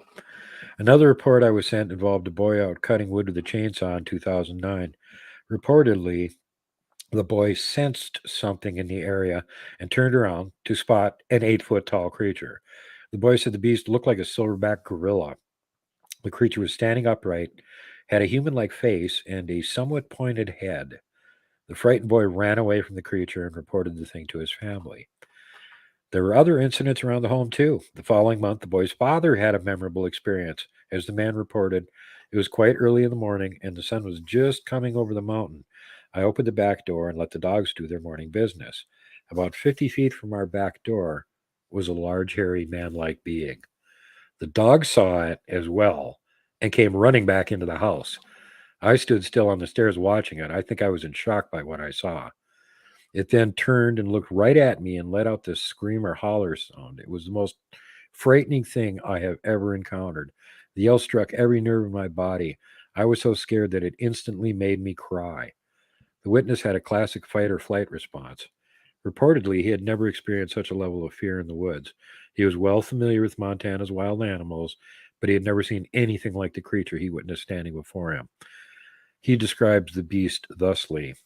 The animal was about 7 to 8 feet tall, had brownish black hair covering its body. The hair was probably about 4 to 6 inches long.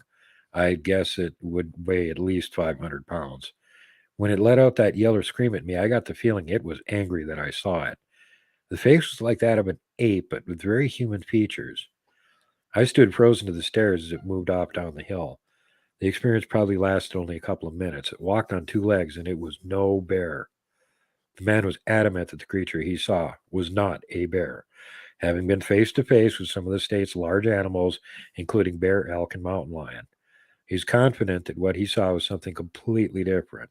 He reiterated the disturbing experience he had when the creature screamed.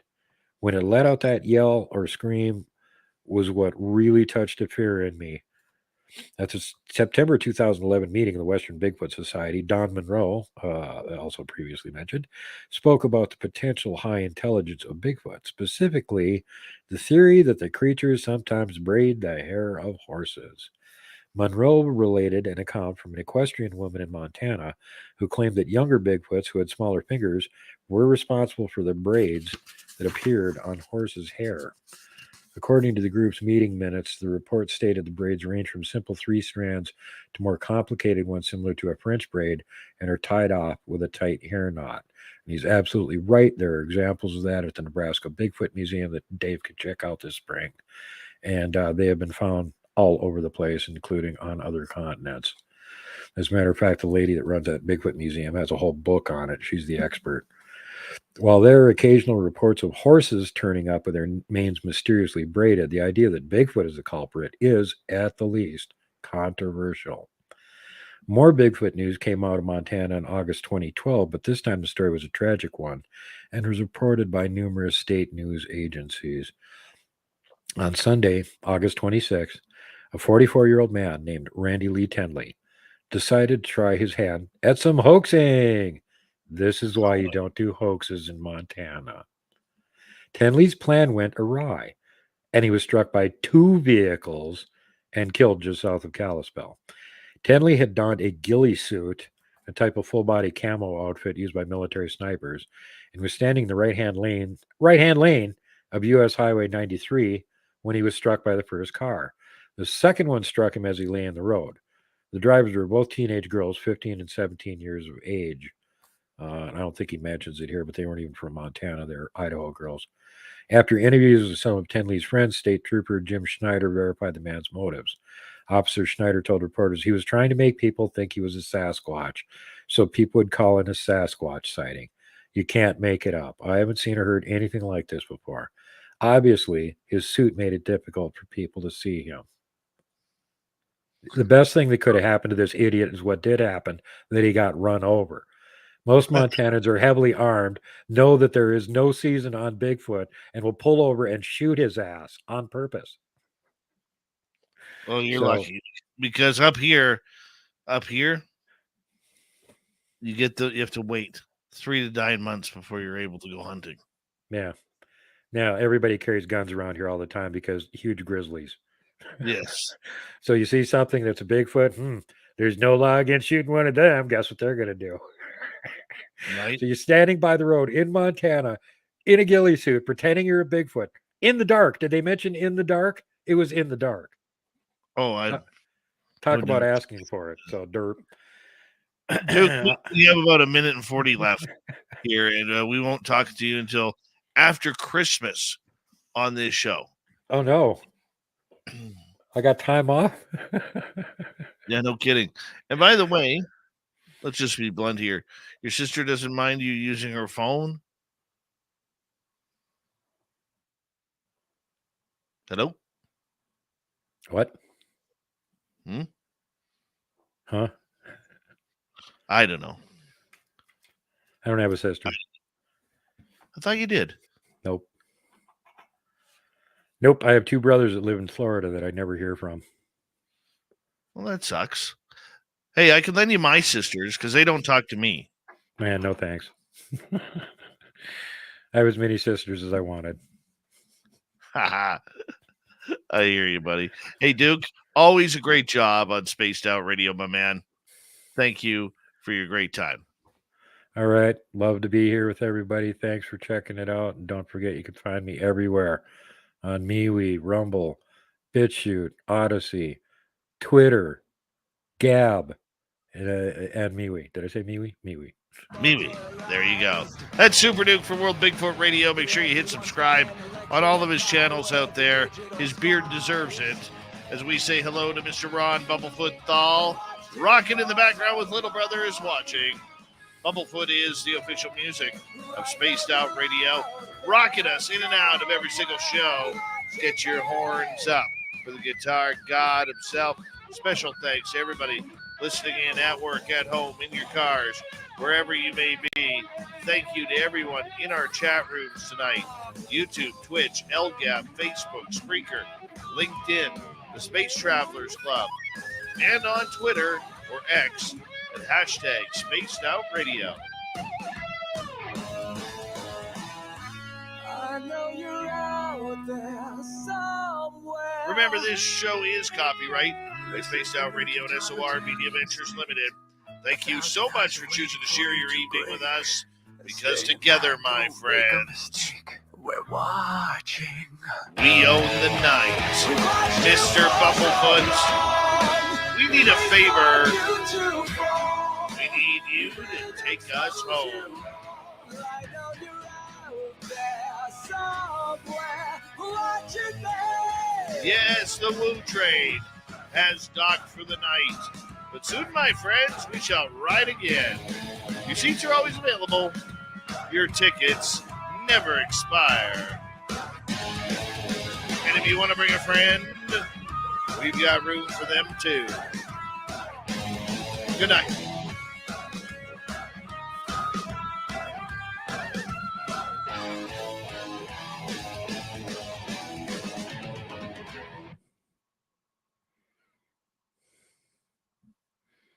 We clear. We still haven't run out of Bigfoot reports. Oh my God. We've been doing this for a month, David. We still haven't run Jesus. out. Jesus. Oh, but that's, as soon as we run out of those, then there's a really long chapter on the little people. Beauty. Yeah. I love it. I love it. We don't get enough little people reports. We need more people to cover that because that's really creepy and it's really real. I know. And I'm glad I haven't ran into them. Don't want to run into them. But I found their tracks and I got 2 of them on video, and that's about as close as I want to get. I'll tell you that much. Oh, wow. How big were their tracks? 3 inches. Wow. Moccasin tracks, 3-inch long moccasin tracks. What makes 3-inch long moccasin tracks, Dave? Right?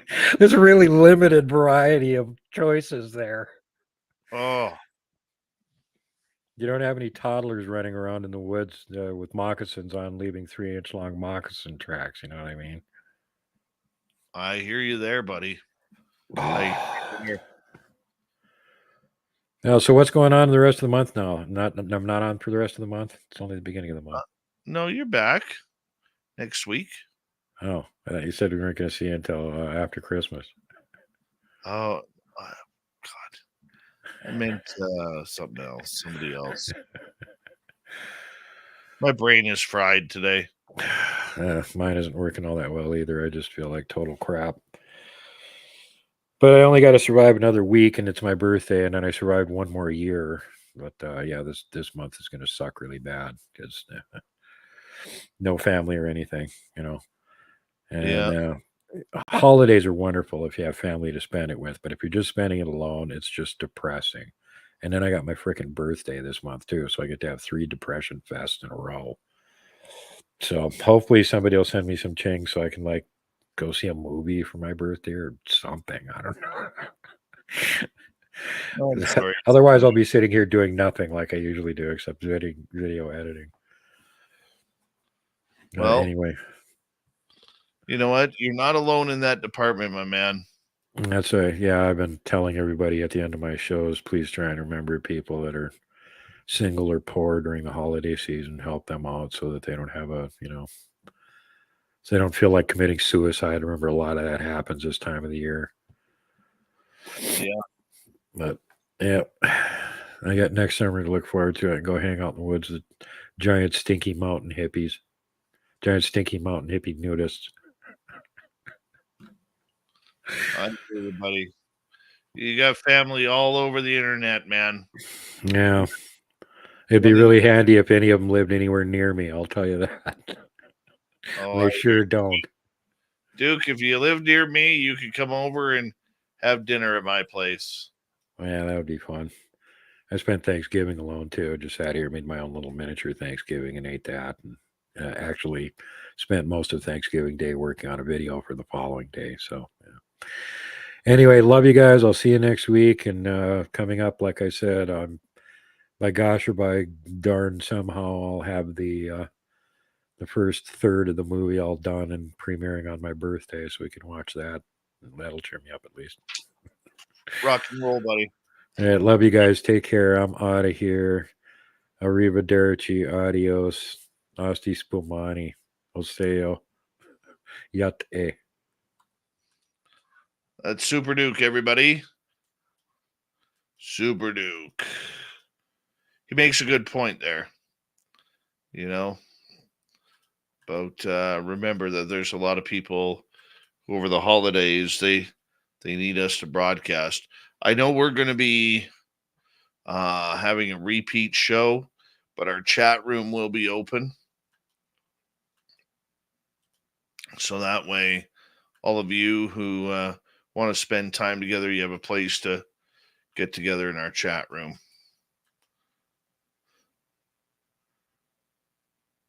Yeah.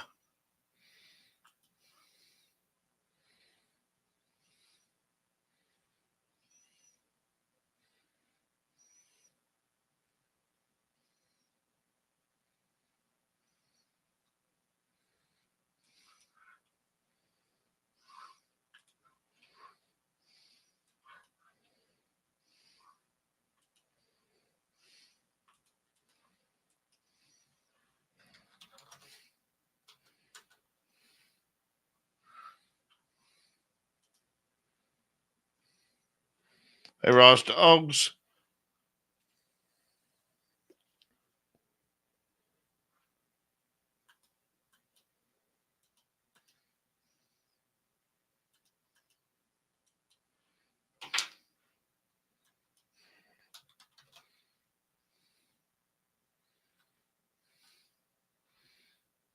Hi, Susie B. Lightwalkers, how you doing?